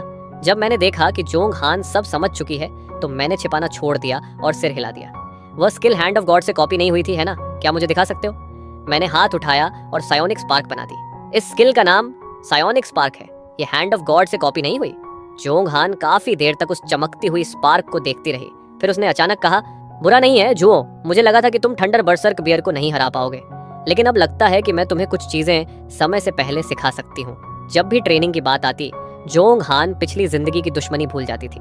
वह मुझे थंडर बरसर्क बियर के शव के पास ले गई और बोली, जो क्या तुम्हें पता है कि तुम लाइटनिंग वॉल को एब्जॉर्ब करके क्यों सीख पाए? मैंने अंदाजा लगाते हुए कहा, शायद इसलिए कि जोंग हान मेरी बात सुनकर हंस पड़ी। छोटे बेवकूफ, क्या तुम्हें लगता है कि कोई भी अपनी एबिलिटी टाइप के बाहर की स्किल सीख सकता है? तुम्हारी एबिलिटी सिर्फ स्किल्स कॉपी नहीं करती, इसके पास एक और हैरान कर देने वाली शक्ति है। मेरी आंखें चमक उठी। कृपया बताइए टीचर। जोंगन मुस्कुराई। उस शक्ति का नाम प्लंडर है। प्लंडर से हासिल की गई स्किल्स हमेशा के लिए तुम्हारी हो जाती है और उनकी ताकत तुम्हारे लेवल के साथ बढ़ती रहती है। मेरी आंखें फैल गईं। मन ही मन मैं खुशी से उछल पड़ा। तो क्या इसका मतलब है कि अगर मेरा लेवल काफी ऊंचा हो जाए तो लो लेवल स्किल्स भी फॉरबिडन स्पेल जैसी ताकत दिखा सकती है? सच में जोंग हान मेरी टैलेंट को सबसे अच्छे से समझती थी। मैंने पूछा, टीचर आपको यह सब कैसे पता? आखिर मेरी पिछली जिंदगी से पहले हैंड ऑफ गॉड कभी दिखाई ही नहीं दी थी, इसलिए इसके बारे में कोई जानकारी मौजूद नहीं थी। जोंग हान मन ही मन सोचने लगी, पिछली जिंदगी में मैं लगभग हमेशा तुम्हारे साथ थी। हैंड ऑफ गॉड को विकसित करने और उसके सारे राज्य खोजने में मैंने ही तुम्हारी मदद की थी। फिर वह मुस्कुराकर बोली, मैं टीचिंग मेथड्स को लेकर बहुत संवेदनशील हूँ। तुम्हें हैंड ऑफ गॉड इस्तेमाल करते हुए कई बार देखकर मैंने यह सब समझ लिया। मैंने तुरंत कहा, तो ऐसा है टीचर, आप सच में कमाल हैं। जोंग हान ने सिर हिलाया। अब जब तुम्हें प्लंडर के बारे में पता चल गया है तो थंडर बरसर्क बियर की स्किल्स को प्लंडर करके देखो। मैंने उत्साह से पूछा, क्या मैं इसकी चारों स्किल्स प्लंडर कर सकता हूँ? जोंग हान मन ही मन सोचने लगी, यह लड़का पिछली जिंदगी की तरह अभी भी बहुत लालची है। शायद इसी लालच ने अंत में इसे अपना गुरु मारने पर मजबूर किया था। फिर उसने मुझे घूरते हुए कहा, मेरे हिसाब से अभी तुम्हारी प्लंडर एबिलिटी सिर्फ 4 स्किल्स संभाल सकती है। लाइटनिंग वॉल और सायोनिक स्पार्क को निकाल दो तो तुम्हारे पास सिर्फ 2 स्लॉट्स बचते हैं। मैं सोच में पड़ गया। लगता है पहले मैंने अनजाने में प्लंडर इस्तेमाल करके वे स्किल्स हासिल कर ली थी, और अगर सायोनिक कन्वर्जन को भी जोड़ूं तो मेरे पास सिर्फ 1 स्लॉट बचना चाहिए था। मुझे चुप देखकर जोंग हान ने सलाह दी, तुम्हारे पास अभी अटैक स्किल्स काफी हैं, थंडरस फ्रेंजी और रेजिंग थंडर आर्मर चुनो। मैंने कुछ देर सोचा और फैसला कर लिया। मैंने हैंड ऑफ गॉड की प्लंडर एबिलिटी सक्रिय की और रेजिंग थंडर आर्मर हासिल कर ली, फिर तुरंत उसे इस्तेमाल किया। उसकी जबरदस्त डिफेंस महसूस करते ही मैं मुस्कुरा उठा। अब अगली स्किल, थंडरस फ्रेंजी। मैं थोड़ा हिचकिचाया और जवाब नहीं दिया। जोंग हान ने भौं उठाई, क्या तुम्हें अपने टीचर की थियरी पर भरोसा नहीं है? मैंने जल्दी से कहा, है, बिल्कुल है, मैं अभी ट्राई करता हूँ। अंदर ही अंदर मैं कड़वी मुस्कान दे रहा था। अगर ये फेल हो गया तो मुझे सायोनिक कन्वर्जन का राज भी बताना पड़ेगा। मैंने प्लंडर फिर से सक्रिय की। अगले ही पल थंडरस फ्रेंजी भी सफलतापूर्वक सीख ली गई। मेरा दिल जोर से धड़कने लगा। जोंग हान की पिछली जिंदगी वाली थियरी गलत नहीं हो सकती थी, लेकिन फिर यह स्किल सीख कैसे ली गई? मैंने तुरंत थंडर स्टॉर्म पर भी प्लंडर इस्तेमाल की और वह भी सफल हो गई। अब मेरा दिल और तेजी से धड़कने लगा। क्या मेरी प्लंडर एबिलिटी की कोई लिमिट ही नहीं है? ये सोचकर मैंने एक बार और प्लंडर इस्तेमाल की, लेकिन इस बार मेरे सामने संदेश आया, प्लंडर फेल्ड। मैं वहीं स्तब्ध रह गया। ये आखिर हो क्या रहा है? जोंग हान भी हैरान रह गई। ये तो पिछली जिंदगी की थियरी से बिल्कुल अलग है। तभी उसे कुछ याद आया। उसने मेरे कंधे पर हाथ रखा। अब जब तुमने प्लंडर एबिलिटी हासिल कर ली है तो तुम्हें अपने प्लंडर कॉलम में मौजूद स्किल्स दिखाई देनी चाहिए। जल्दी चेक करो। उसके कहने पर मैंने तुरंत जांच की। Lightning wall, raging thunder armour, thunderous frenzy, thunder stomp. मैंने सारी जानकारी जोंग हान को बता दी। एंग्री थंडर, सायोनिक स्पार्क और सायोनिक कन्वर्जन इनमें नहीं है। जोंग हान कुछ देर सोचती रही, फिर बोली, अब 2 ही संभावनाएं हैं। पहली, हैंड ऑफ गॉड के अंदर अभी भी कुछ अनजानी एबिलिटीज छिपी हुई हैं। दूसरी, किसी खास अवसर की वजह से तुमने सोल से जुड़ी एक नई टैलेंट जागृत कर ली है। कुछ देर विचार करने के बाद उसने कहा, मुझे विस्तार से बताओ कि तुम्हें सायोनिक स्पार्क कैसे मिली? मैंने उसे सायोनिक असेंशन पूल की पूरी कहानी बता दी। जोंग हान ने कहा, सायोनिक कन्वर्जन दिखाओ।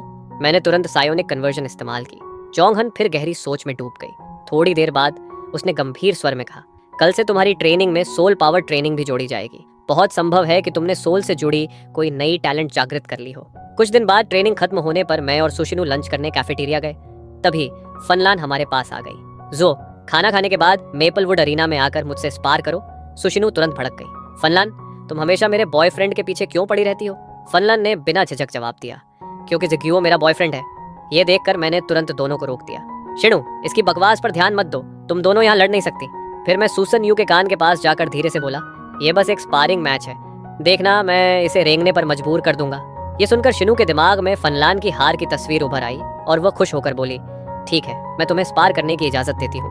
लेकिन पहले साफ कर लो, बात साबित होने के बाद रुक जाना, जान लेने वाली लड़ाई मत करना। लंच के बाद हम तीनों मेपलवुड एरिना पहुंचे। जल्दी ही आसपास के लोगों का ध्यान हमारी तरफ चला गया। अरे ये तो जुओ और फनलन है, 2 एसएसएस रैंक टैलेंट्स अभी स्पार करने वाले हैं, आज तो मजा आने वाला है। देखते ही देखते पूरा मेपलवुड एरिना लोगों से भर गया।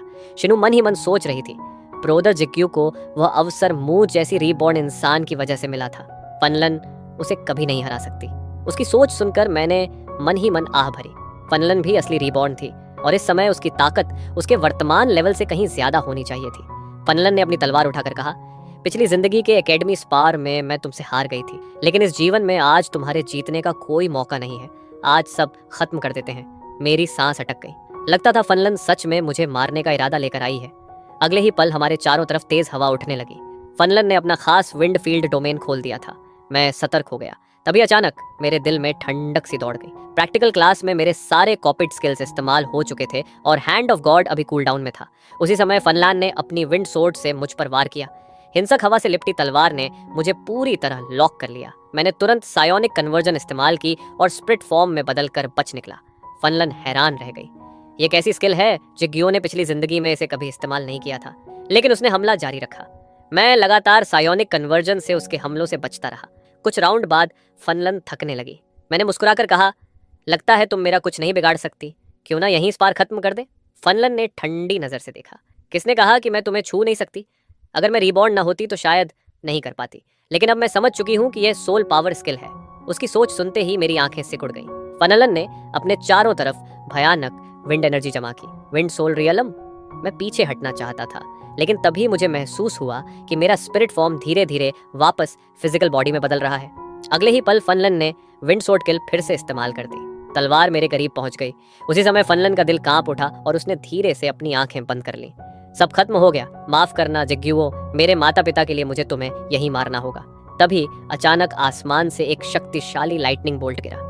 फनलन पीछे की तरफ उड़ गई और मेरे सामने एक लाइटनिंग वॉल खड़ी हो गई। मैं मुस्कुरा उठा। अच्छा हुआ कि मैंने पहले ही प्लंडर सीख लिया था। फनलन फिर से हमला करने दौड़ी। मैंने तुरंत कहा, अभी जब विंड स्वॉर्ड किल मुझ तक पहुंचने वाली थी, तुमने आंखें बंद कर ली थी क्योंकि तुम मुझे चोट पहुंचाने से डर रही थी।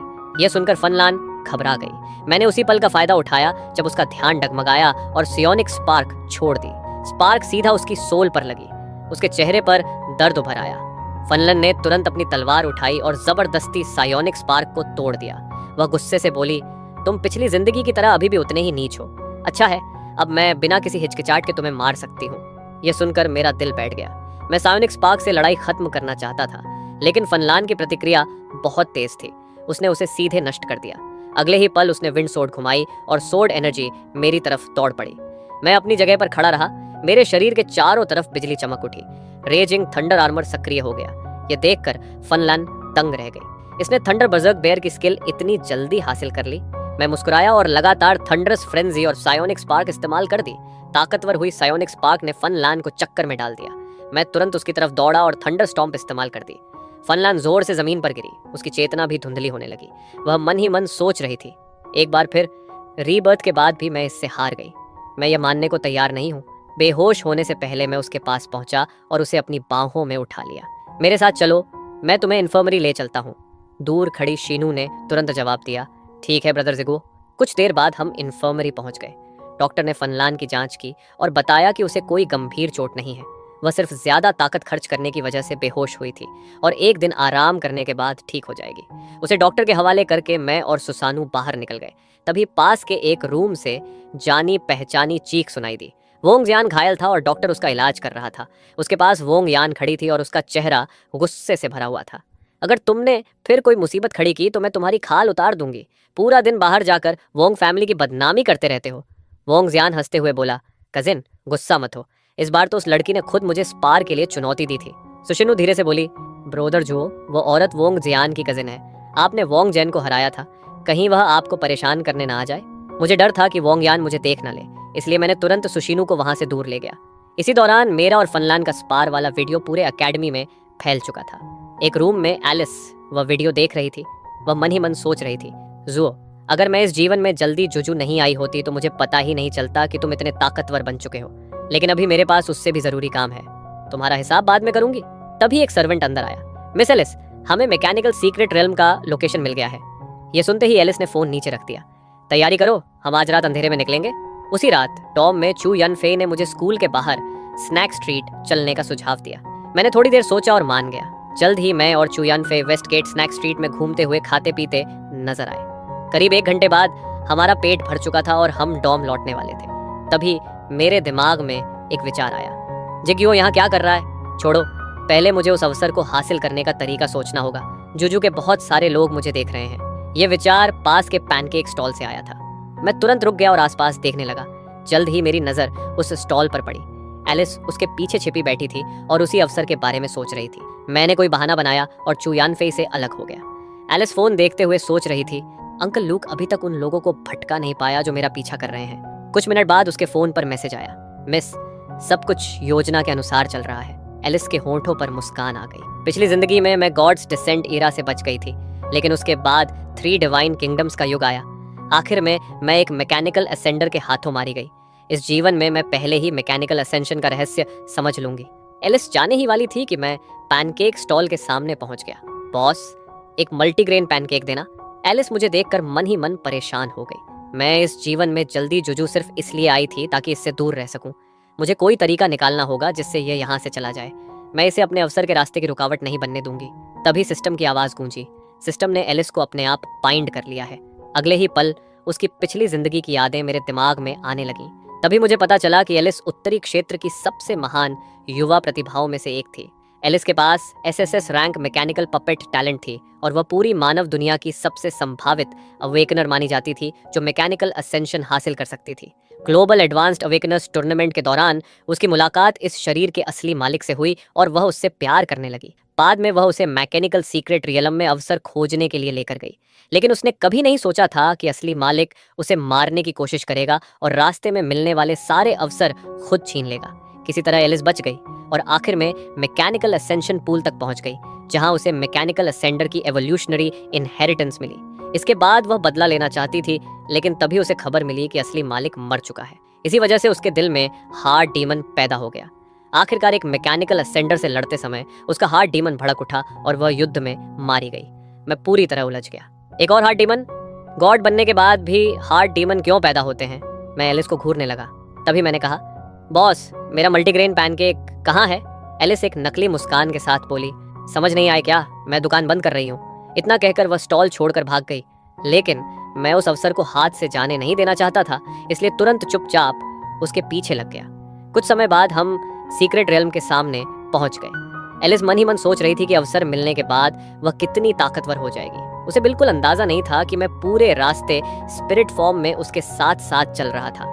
मैकेनिकल सीक्रेट रेल्म में घुसने के बाद एलिस ने अपनी पिछली जिंदगी की यादों के सहारे सारे जाल और खतरों से बचते हुए रास्ता तय किया।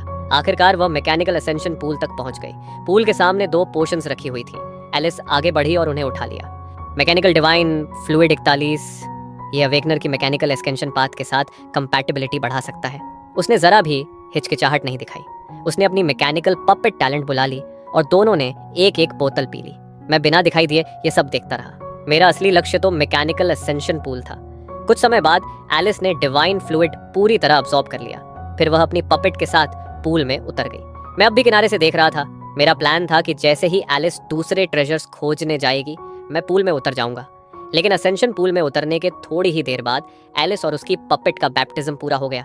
तभी वह अचानक मुड़ी और ठंडी आवाज में बोली, तो तुम ही हो, बाहर निकलो। उसकी आवाज अब मशीन जैसी हो गई थी। मेरी स्पिरिट बॉडी तुरंत सॉलिड फॉर्म में बदल गई। मैं घबराहट भरे चेहरे के साथ बोला, अगर मैं कहूं कि मुझे खुद नहीं पता मैं यहाँ कैसे पहुंच गया, तो क्या तुम यकीन करोगी? मैंने कभी नहीं सोचा था कि बैप्टिज्म के बाद एलिस मेरी मौजूदगी महसूस कर लेगी। एलिस गुस्से से बोली, चलो हिसाब बराबर कर लेते हैं जो।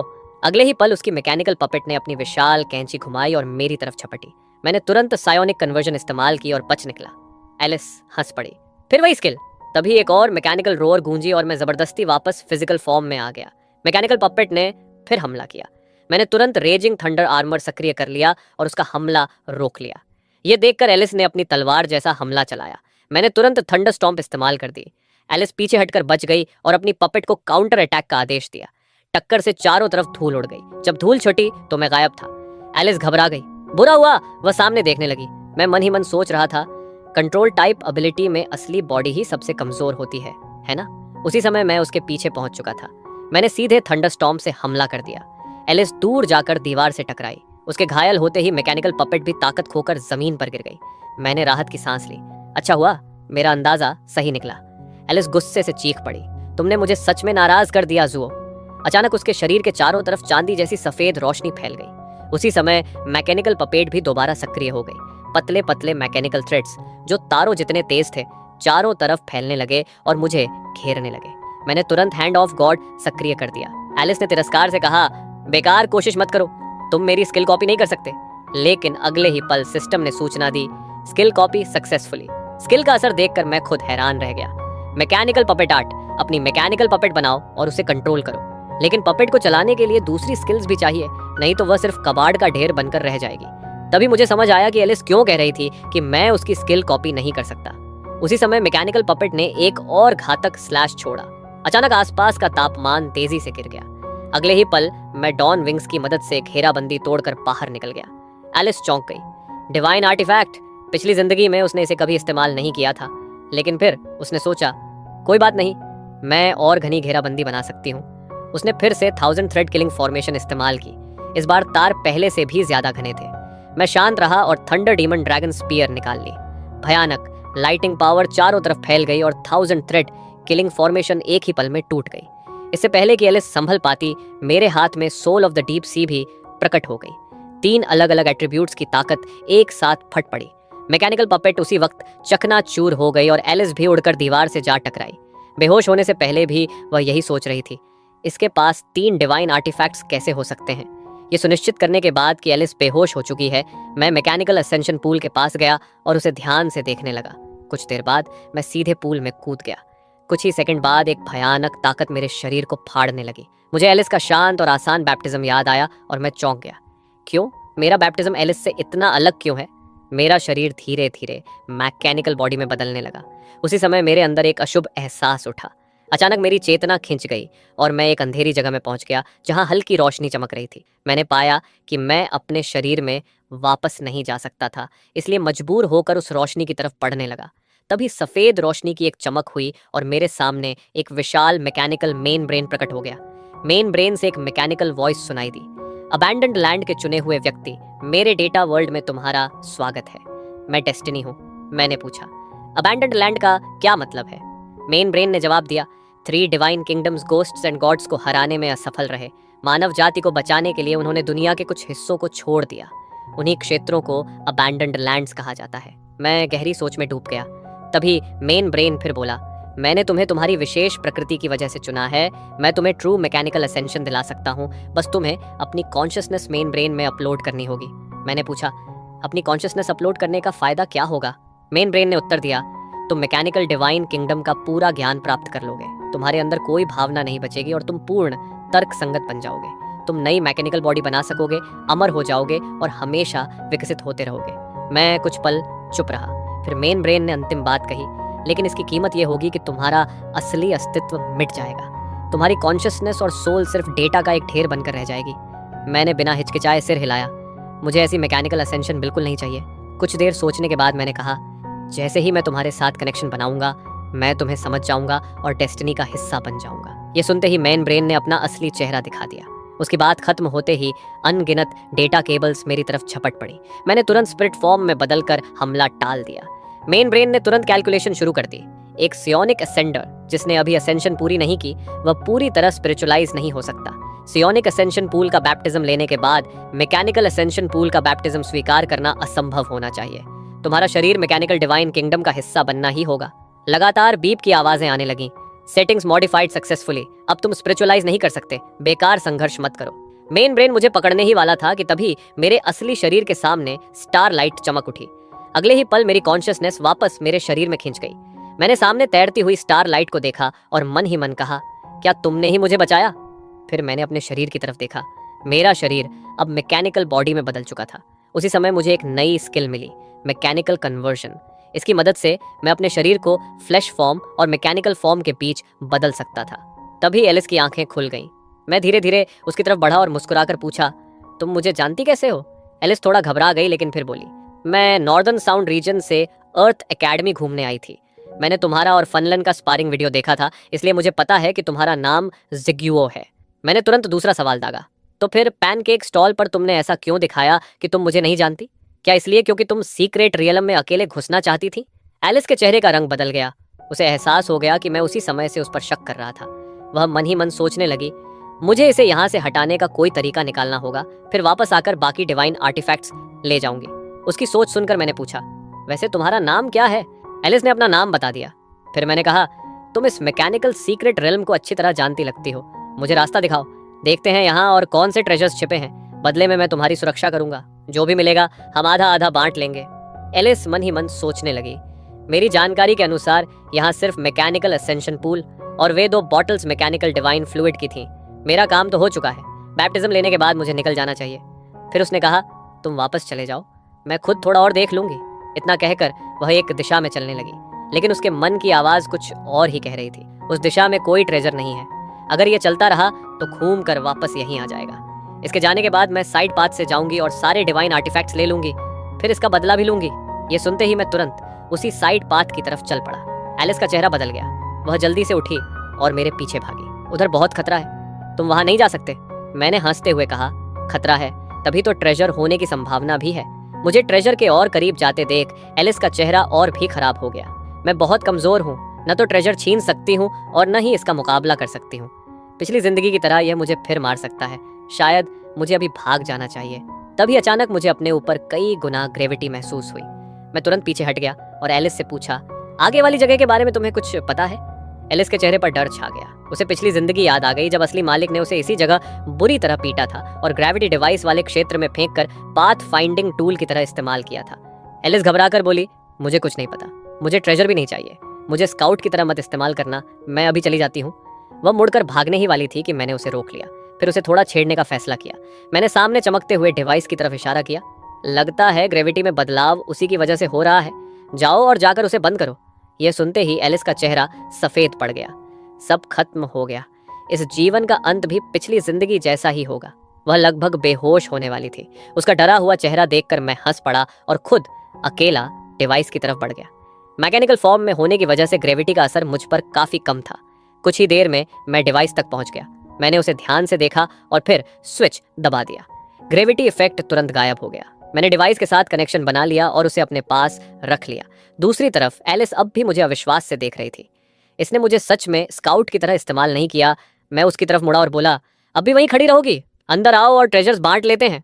एलिस और भी उलझ गई, लेकिन कुछ देर बाद वह फिर भी मेरे पास आ गई। मैंने कहा, यह सीक्रेट रेल्म तुमने खोजा था, मुझे ग्रेविटी डिवाइस मिल चुका है, अब अगला ट्रेजर तुम चुनो। एलिस ने सिर झुका लिया। मैं ड्यूल हार चुकी हूँ, मुझे ट्रेजर्स के लिए तुमसे लड़ने का कोई हक नहीं है। उसके मन में पिछली जिंदगी की सारी तकलीफें घूम रही थी। मैंने थोड़ा गुस्से का नाटक किया, जब कह दिया चुनो तो चुनो, इतनी बातें क्यों कर रही हो? एलिस घबरा कर कांपने लगी। ठीक है, मैं चुनती हूँ। उसकी नजर एक विप पर जाकर रुकी। यहाँ क्रिम्सन फ्लेम और सोल स्ट्राइकिंग विप बची है। अगर मुझे सोल स्ट्राइकिंग विप मिल जाए तो मैं इसकी सोल पावर का मुकाबला कर सकती हूँ, लेकिन अगर मैं विप ले लूँ तो ये सोचेगा कि मैं इसे मारना चाहती हूँ, और अगर इसने अपना असली चेहरा दिखा दिया तो। वह अब भी दुविधा में थी। मैं उसके पास गया और उसके कंधे पर हल्की थपकी दी। तुम काफी देर से इसी विप को देख रही हो, क्या तुम्हें यही चाहिए? एलिस घबरा गई। उसे लगा मैं उसकी परीक्षा ले रहा हूँ। वह तुरंत बोली, नहीं, मुझे यह नहीं चाहिए, मुझे तो वह गॉन्टलेट्स चाहिए। मैंने बिना कुछ कहे सोल स्ट्राइकिंग विप उठाई और उसके हाथ में रख दी। इसका नाम सोल स्ट्राइकिंग विप है। ये खास तौर पर सोल्स पर हमला करने के लिए बनाई गई थी। मैकेनिकल डिवाइन किंगडम ने इसे सायोनिक असेंडर्स से लड़ने के लिए बनाया था। विप पकड़ते समय एलिस चोरी चोरी मुझे देख रही थी। उसे डर था कि कहीं मैं अचानक उस पर हमला न कर दूं। फिर मैंने सामने रखे गॉन्टलेट्स की तरफ देखा। आखिरी ट्रेजर बांटना थोड़ा मुश्किल है। मुझे सच में उम्मीद नहीं थी कि एलिस से सच बोल देगी। कुछ देर बाद मैंने कहा, मेरे लिए सोल स्ट्राइकिंग विप ही काफी है, बाकी गॉन्टलेट्स तुम रख लो। एलिस तुरंत बोली, नहीं, 50-50 का मतलब 50-50। मैंने मुस्कुराकर कहा, जब मैं झू कोई वादा करता हूँ तो निभाता हूँ, चलो हम दोनों एक एक गॉन्टलेट लेते हैं। इतना कहकर मैंने एक गॉन्टलेट उठाई और उसकी तरफ उछाल दी। दूसरी खुद रख ली और उसे देखने लगा। क्रिम्सन आई में गंटल फॉर्म, क्लॉ फॉर्म और फ्लाइंग क्विल फॉर्म है। दूसरी तरफ एलिस अब भी मुझे खाली निगाहों से देख रही थी। क्या ये सच में वही जिग्गियो है जिसे मैं पिछली जिंदगी में जानती थी? डिवाइन आर्टिफैक्ट्स समेटने के बाद मैंने उसकी तरफ देखा। चूंकि तुम मेरी एकेडमी घूमने आई हो तो मेरे साथ वापस चलो।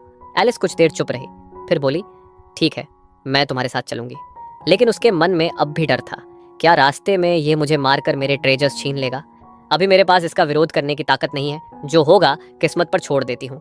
मैं उसकी सारी चिंताएं सुन सकता था, लेकिन फिर भी चुपचाप उसे साथ लेकर बाहर की तरफ चल पड़ा। स्कूल वापस लौटने के बाद भी एलिस को यकीन नहीं हो रहा था। इसने सच में मुझे नुकसान नहीं पहुंचाया। ये पिछली जिंदगी वाले इंसान से बिल्कुल अलग लगता है। मैंने एलिस की तरफ हाथ हिलाया और कहा, अब जब हम सुरक्षित स्कूल लौट आए हैं तो यहीं विदा लेते हैं। एलिस अचानक बोल उठी, क्या तुम सच में ये डिवाइन आर्टिफैक्ट्स मुझे दे रहे हो? एक बार मेरी ताकत वापस आ गई तो मैं इन्हें कभी वापस नहीं करूंगी। मैं मुस्कुराया। ये वही चीजें हैं जिनकी तुम हकदार हो। इतना कहकर मैं मुड़कर चला गया। एलिस वहीं खड़ी मुझे जाते हुए देखती रह गई। अगले दिन थंडर अवेकनिंग फील्ड के अंदर जोंग हान का चेहरा गंभीर था। जिस सोल पावर ट्रेनिंग की बात मैंने पहले की थी वह आज से शुरू होगी। मैं एक खास थंडर स्किल का इस्तेमाल करके तुम्हारी सोल पावर को ट्रेन करूंगी। तैयार हो? मैंने मुस्कुराकर सिर हिलाया। मैं तैयार हूँ। जोंग हान ने मुझे एक गहरी नजर से देखा, फिर उसने अपनी थंडर पावर को चेन्स का रूप दिया। वे चेन्स सीधे मेरे शरीर में घुस गईं। मेरा पूरा शरीर कांप उठा। मेरा शरीर तो घायल नहीं हुआ, लेकिन मेरी सोल को उन चेन्स ने खींचकर शरीर से बाहर निकाल लिया। मैं घबराकर बोला, क्या मैं ऐसे ही मरने वाला हूँ? अपनी सोल को शरीर से बाहर लटकते देखकर मेरे हाथ पैर ठंडे पड़ गए। जोंग हान हंस पड़ी। बच्चे, तुम मरे नहीं हो। इस स्किल का नाम रथ थंडर सोल सील है। ये तुम्हारी सोल का एक हिस्सा शरीर से बाहर खींच सकती है और भयानक सोल पेन पैदा करती है। मैंने राहत की सांस ही ली थी कि अगले ही पल जोंग हान ने कहा, अब मैं तुम्हारी सोल पर हमला करूंगी। दर्द दोगुना होगा। स्पेशल ट्रेनिंग आधिकारिक रूप से शुरू होती है। उसकी बात खत्म होते ही एक लाइटनिंग बोल्ट मेरी सोल पर आ गिरी। दर्द सीधे सोल की गहराइयों से उठा। मैंने दांत भींच लिए और पूरा शरीर कांपने लगा। फिर एक के बाद एक लाइटनिंग बोल्ट्स गिरती रही। मैं सोचने लगा, क्या जोंग हान सच में मेरी ट्रेनिंग कर रही है या फिर इस मौके का इस्तेमाल करके मुझे मारना चाहती है? लेकिन तभी मैंने उसके विचार सुने। मुझे नहीं पता उसकी सोल पावर कोई एबिलिटी टैलेंट है या नहीं, लेकिन इस तरह की ट्रेनिंग जरूर असर करेगी। ये सुनकर मैं थोड़ा शांत हो गया। लगातार लाइटनिंग स्ट्राइक्स के बीच मेरी सोल पहले से ज्यादा मजबूत और ठोस होती चली गई। समय धीरे धीरे बीतता गया। मैंने महसूस किया कि दर्द कम होने लगा है और मेरे अंदर किसी नई समझ का जन्म हो रहा है। उसी समय जोंग हान ने भी बदलाव महसूस कर लिया। यह संकेत है कि वह एक नई स्किल जगाने वाला है। उसकी टैलेंट अभी भी उतनी ही भयानक है। अचानक मेरे चारों तरफ विशाल सोल एनर्जी उमड़ पड़ी। वह धीरे धीरे एक विशाल टॉर्नेडो स्टॉर्म में बदल गई। मुझे अपने शरीर के अंदर सायोनिक असेंशन की एक नई स्किल महसूस हुई। स्पिरिचुअल स्पार्क, स्पिरिचुअल कन्वर्जन और अब स्पिरिचुअल स्टॉर्म भी मेरी स्किल्स की सूची में शामिल हो चुकी थी। मैं उत्साहित होकर बोला, स्पिरिचुअल स्टॉर्म? धन्यवाद टीचर, मैंने एक और नई स्किल जगा ली। जोंग हान के चेहरे पर संतोष दिखाई दिया। लगता है मेरा अनुमान सही था। उसने सच में एक नई एबिलिटी टैलेंट जगा ली है। अब इसे दोनों टैलेंट्स की ट्रेनिंग करनी होगी। उसके विचार सुनकर मैं अंदर से काफी भावुक हो गया। कुछ समय बाद स्पेशल ट्रेनिंग खत्म हो गई।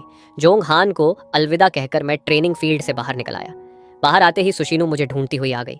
ब्रोदर जुओ, मेरे साथ नॉर्थ गेट चलो। मैंने हैरानी से पूछा, लेकिन कैफेटेरिया तो साउथ गेट के पास है। सुशीनु ने सिर हिलाया। हम खाने नहीं जा रहे। ग्लोबल एडवांस्ड अवेकनर्स टूर्नामेंट में हिस्सा लेने वाले सोफोमोर्स वापस आ गए हैं। सुना है वे एकेडमी के सबसे बड़े एलाइट्स हैं। चलो उन्हें देखने चलते हैं। ये कहते हुए वह मेरा हाथ पकड़कर खींचने लगी। इस समय अर्थ एकेडमी के नॉर्थ गेट पर भारी भीड़ जमा थी। हर कोई उन एलाइट्स को अपनी आंखों से देखना चाहता था। सुना है एकेडमी के टॉप 10 सोफोमोर्स सब वापस आ गए हैं। हमारी अर्थ एकेडमी इस बार दूसरे स्थान पर रही। अफसोस, फाइनल्स में नॉर्दर्न साउंड रीजन से हार गए। मैं और सुशिनु भीड़ के बीच पहुंच चुके थे। सुशिनु गर्व से बोली, ब्रदर जिगुओ जैसे जीनियस के रहते हमारा बैच भविष्य में नॉर्दर्न साउंड रीजन को दबा देगा। मैंने मुस्कुराकर कहा, शिनु तुम्हें भी मेहनत करनी होगी। तभी एकेडमी बस गेट पर आकर रुकी। उसमें से 10 स्टूडेंट्स उतरे। उनमें से एक स्टूडेंट मेरे और फनलान के स्पारिंग वीडियो को देख रहा था। तभी एक लड़की उसके पास आई। लेले डोंग, क्या तुम अब भी इस बात से नाराज हो कि टीचर जोंग हान ने तुम्हें डिसिप्लिन नहीं बनाया? क्या तुम जूनियर जिग्गियों से जलते हो? लेले डोंग ने भौहें चढ़ा ली। मो जिंगहोंग, क्या तुम मुझसे लड़ना चाहती हो? बाकी स्टूडेंट्स तुरंत बीच में आ गए और मामला शांत कराया। फिर सब एकेडमी के अंदर आने लगे। तभी एक फ्रेशमैन ने मुझे देखकर कहा, अरे वह जिग्गियो नहीं है। मुझे उम्मीद नहीं थी कि वह भी नॉर्थ गेट पर देखने आएगा। यह सुनते ही लेले डोंग की नजर मुझ पर टिक गई। अगले ही पल वह बिजली की तरह मेरे सामने आ पहुंचा। उसके शरीर से ठंडर पावर निकली और मुझ पर दबाव डालने लगी। उसने ठंडी आवाज में कहा, तो तुम ही जिग्गियो हो? मैंने आंखें सिकोड़ ली। इसकी दुश्मनी इतनी गहरी क्यों है? कहीं ये भी उन लोगों में से तो नहीं जिसे असली मालिक ने धोखा दिया था? मेरे बगल में खड़ी सुशिनु का चेहरा ठंडा हो गया। उसने तुरंत एक्सट्रीम कोल्ड एनर्जी छोड़ दी। उसके डोमेन के प्रभाव से लेले डोंग की ठंडर पावर दबने लगी। सुशिनु ने गुस्से से कहा, अगर तुम ब्रदर जिग्गुओ को डराना चाहते हो तो सबसे पहले मैं तुम्हारा विरोध करूंगी। दबाव महसूस होते ही लेले डोंग का चेहरा खराब हो गया। आसपास के स्टूडेंट्स की चर्चा से मुझे उसकी पहचान पता चल गई। मैंने सुशीनु के कंधे पर हाथ रखा। शीनू, अपना डोमेन वापस लो। उसने मेरी बात मान ली। फिर मैंने लेले डोंग की तरफ देखा। सीनियर ले, क्या काम है? उसने मेरी तरफ देखते हुए कहा। मैंने तुम्हारा वीडियो देखा, सुना है तुम इस साल के सबसे ताकतवर फ्रेशमैन हो, इसलिए मेरे हाथ खुजला रहे हैं। मैं तुमसे स्पार करना चाहता हूँ। लेकिन उसके मन में कुछ और चल रहा था। मेरे पास एसएस रैंक यिन यांग ट्विन थंडर टैलेंट होने के बावजूद जोंग हान ने मुझे डिसाइपल नहीं बनाया। आखिर इस लड़के में ऐसा क्या है? मैं इसे बुरी तरह हराऊंगा और जोंग हान की नज़र में भी इसकी बेइज्जती करूंगा। उसकी सोच सुनकर मुझे समझ आ गया कि वह झूठ बोल रहा है। मैंने मुस्कुराकर कहा, अगर सीनियर स्पार करना चाहते हैं तो यह मेरे लिए सम्मान की बात होगी। मैं पहले ही सोच रहा था कि उसने जो थंडर प्रेशर मुझ पर छोड़ा था उसका बदला कैसे लिया जाए। तभी बाकी 9 सॉफ्टमोर्स भी हमारे पास आ गए। उनमें से एक बोला, लेलाई डोंग, तुम लेवल 27 हो और ये सिर्फ लेवल 15 फ्रेशमैन है, क्या तुम्हें शर्म नहीं आती? लेलाई डोंग हंसा। ये खुद मुझसे स्पार करना चाहता है, मैं तो बस इसे थोड़ा गाइड करूंगा। फिर उसने मेरी तरफ देखा। जूनियर, क्या तुम सच में स्पार करना चाहते हो? पास खड़े यांग यू ने भी कहा। वह सोफमोर रैंकिंग में 10वें स्थान पर है। मैंने बिना झिझक जवाब दिया, हाँ मैं तैयार हूँ। इसके बाद सब लोग फिनलैंड एरिना की तरफ चल पड़े। रास्ते में मैंने फनलन को मुझे हाथ हिलाते हुए देखा। वह मन ही मन सोच रही थी। पिछली जिंदगी की तरह जुओ ने फिर लेलाई डोंग की चुनौती स्वीकार कर ली।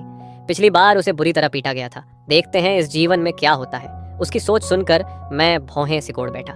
ऐसी कौन सी चीज है जो लेले डोंग मुझसे ईर्ष्या करता है? एरिना पहुंचने के बाद लेले डोंग मुस्कुराया और बोला, जूनियर जुओ, आगे बढ़ो, मैं तुम्हें पहला हमला करने का मौका देता हूँ। मैंने भी मुस्कुराकर जवाब दिया, आपने खुद कहा है कि मैं पहले हमला कर सकता हूँ। इतना कहते ही मैंने सीधे उसकी यिन थंडर स्किल कॉपी कर ली। उसे सिर्फ इतना पता था कि मैं स्किल्स कॉपी कर सकता हूँ, लेकिन वह अभी तक नहीं जानता था कि हैंड ऑफ गॉड कितना खतरनाक है। उसने कभी सोचा भी नहीं था कि कॉपी की गई स्किल असली स्किल से भी ज्यादा ताकतवर हो सकती है। लेले डोंग का चेहरा तुरंत बदल गया। उसने मुझे कम आंका था, इसलिए अब उसके पास बचने का समय नहीं था। एक भयंकर धमाका हुआ।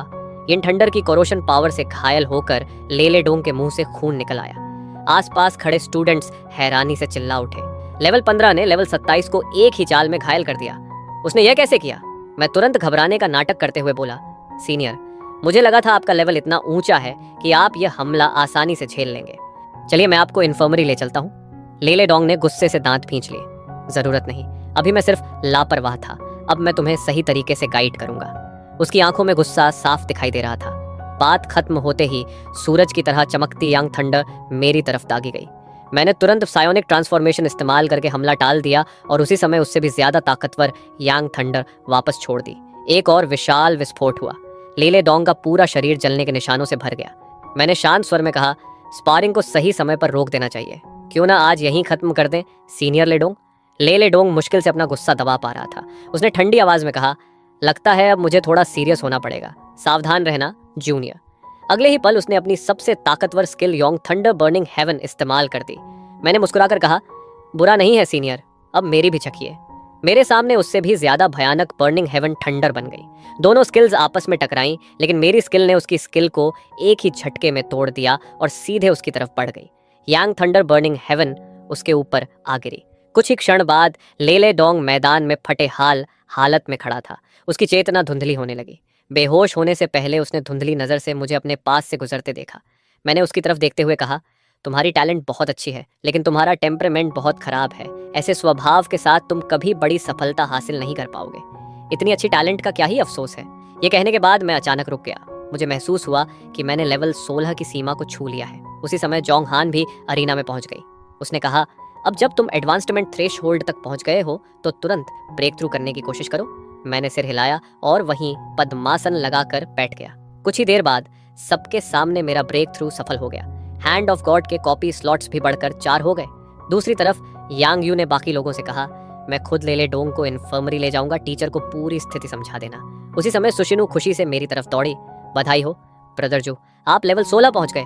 मैं कुछ कहने ही वाला था कि जोंग हान मेरे पास आ गई। उसने कहा, जो मेरे साथ थंडर अवेकनिंग फील्ड चलो, ये हैंड ऑफ गॉड से जुड़ा मामला है। कुछ बातें मुझे तुमसे अकेले में करनी है। अपनी छोटी गर्लफ्रेंड के साथ बाद में समय बिता लेना। मैंने हामी भर दी। सुशिनु ने कहा, ठीक है, मैं थंडर अवेकनिंग फील्ड के बाहर ब्रदर जिगुओ का इंतजार करूंगी। इसके बाद हम तीनों मेपल फॉरेस्ट अरीना से निकलकर थंडर अवेकनिंग फील्ड पहुंच गए। जोंग हान ने पूरे क्षेत्र को लाइटनिंग पावर से सील कर दिया ताकि कोई हमारी बात न सुन सके। फिर उसने मेरी तरफ देखा। अब जब तुम लेवल 16 पर पहुंच गए हो, क्या तुम्हें अपनी एबिलिटी में कोई बदलाव महसूस हो रहा है? मैंने जांच करने का नाटक किया और फिर खुश होकर कहा, टीचर, ऐसा लगता है कि अब मैं 4 स्किल्स कॉपी कर सकता हूँ। जोंग हान मुस्कुराई। मैंने ये अभी एरिना में ही देख लिया था, इसलिए तुम्हें यहाँ लाई हूँ ताकि तुम्हारी हालत ठीक से जांच सकूं। फिर उसका चेहरा गंभीर हो गया। इसके अलावा एक और बात है, क्या तुम्हें पता है कि लेले डोंग ने वापस आते ही तुम्हें क्यों निशाना बनाया? मैंने सिर हिलाया। नहीं।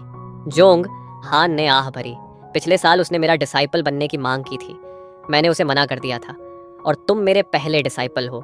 इससे उसके प्राइड को चोट पहुंची, इसलिए उसने तुम्हें निशाना बनाया। मैं समझते हुए बोला, तो बात ऐसी है टीचर। फिर मैंने पूछा, टीचर, एक और सवाल है। लेले डोंग जो सोफमोर रैंकिंग में 10वें स्थान पर है, उसके पास भी एसएस ग्रेड टैलेंट है। क्या टॉप 10 के सभी स्टूडेंट्स एसएस ग्रेड टैलेंट वाले हैं? जोंगहान ने सिर हिलाया। नहीं, लेले डोंग के बैच में सिर्फ 3 एसएस ग्रेड अवेकनर्स हैं, यांग यू, लेले डोंग और मो जिंगहोंग। लेले डोंग 10वें स्थान पर इसलिए है क्योंकि उसका स्वभाव बहुत खराब है और वह अपनी टैलेंट बर्बाद कर रहा है। यह सुनकर मैं सोच में पड़ गया। सूजन यू की इनर वॉइस कई बार कह चुकी थी कि मैं भविष्य में कम उम्र में मर जाऊंगा। हैंड ऑफ गॉड जैसी हेवन डिफाइंग टैलेंट होने के बावजूद मैं बड़ा होने से पहले मर गया था। आखिर भविष्य में ऐसा क्या हुआ था? जब मुझे यकीन हो गया कि जोंग हान को और कुछ नहीं कहना है, तो मैं सुशिनु के साथ वापस लौट आया। उस रात मैं और चू यनफे कैफेटेरिया से निकलकर डॉम लौट रहे थे। तभी एक परिचित इनर वॉइस मेरे कानों में गूंजी। मैं कब से तुम्हारा इंतजार कर रही हूँ, तुम कमीने, जिसने मेरी पवित्रता छीन ली थी। मेरा दिल जोर से धड़क उठा। वोंग यान पहले से ही हमारे सामने खड़ी थी। चू यानफे ने माहौल समझ लिया। अरे, मुझे अभी याद आया कि मुझे एक जरूरी काम है। मैं तुम दोनों को परेशान नहीं करूंगा। इतना कहकर वह बिजली की तरह भाग गया। वोंग यान मुस्कुराते हुए बोली, जूनियर, मैंने तुम्हें फ्रेंड रिक्वेस्ट भेजी थी, तुमने एक्सेप्ट क्यों नहीं किया? मैंने मजबूर मुस्कान के साथ जवाब दिया, सीनियर, मैं भूल गया था। वोंग यान मुस्कुराई। कोई बात नहीं, आज तुम्हारा पेट तो नहीं दुख रहा है ना? चलो आज अच्छी तरह बात करते हैं। मैं मजबूरी में मुस्कुराया। सीनियर, हम कहाँ जा रहे हैं? वोंग यान के चेहरे पर मुस्कान थी, लेकिन उसके मन में भयंकर किलिंग इंटेंट उमड़ रही थी। आज रात फ्लेम अवेकनिंग फील्ड चलते हैं। वहां सिर्फ हम दोनों होंगे। पूरी रात दिल खोलकर बातें करेंगे। उसके मन की असली आवाज कुछ और थी। जैसे ही हम फ्लेम अवेकनिंग फील्ड पहुंचेंगे, तुम मर जाओगे। मेरी पीठ पर ठंडा पसीना बहने लगा। वोंग यान 4थे वर्ष की स्टूडेंट थी। अभी मैं उससे जीतने का भरोसा नहीं रखता था। ऊपर से आज के स्पार के बाद हैंड ऑफ गॉड भी कूल डाउन में थी। ये सोचकर मैंने अचानक अपना हाथ बढ़ाया और वोंग यान की बाह पकड़ ली। वैसे भी मरना है तो पूरी कोशिश कर लेता हूँ। वोंग यान का शरीर हल्का सा कांप गया। तुम क्या कर रहे हो? मैंने शरारती मुस्कान के साथ कहा। सीनियर, आपने कहा था कि दिल की बातें करेंगे, मैं बस पहले से प्रैक्टिस कर रहा हूँ। इतना कहकर मैंने उसकी बांध और कसकर पकड़ ली। कुछ दिन पहले तो आप बहुत शर्मीली लग रही थी। मुझे नहीं पता था कि आप इतनी फॉरवर्ड हैं। वोंग यान बाहर से मुस्कुरा रही थी, लेकिन अंदर उसका गुस्सा फटने वाला था। जानवर, मैं तुम्हें असली नरक दिखाऊंगी।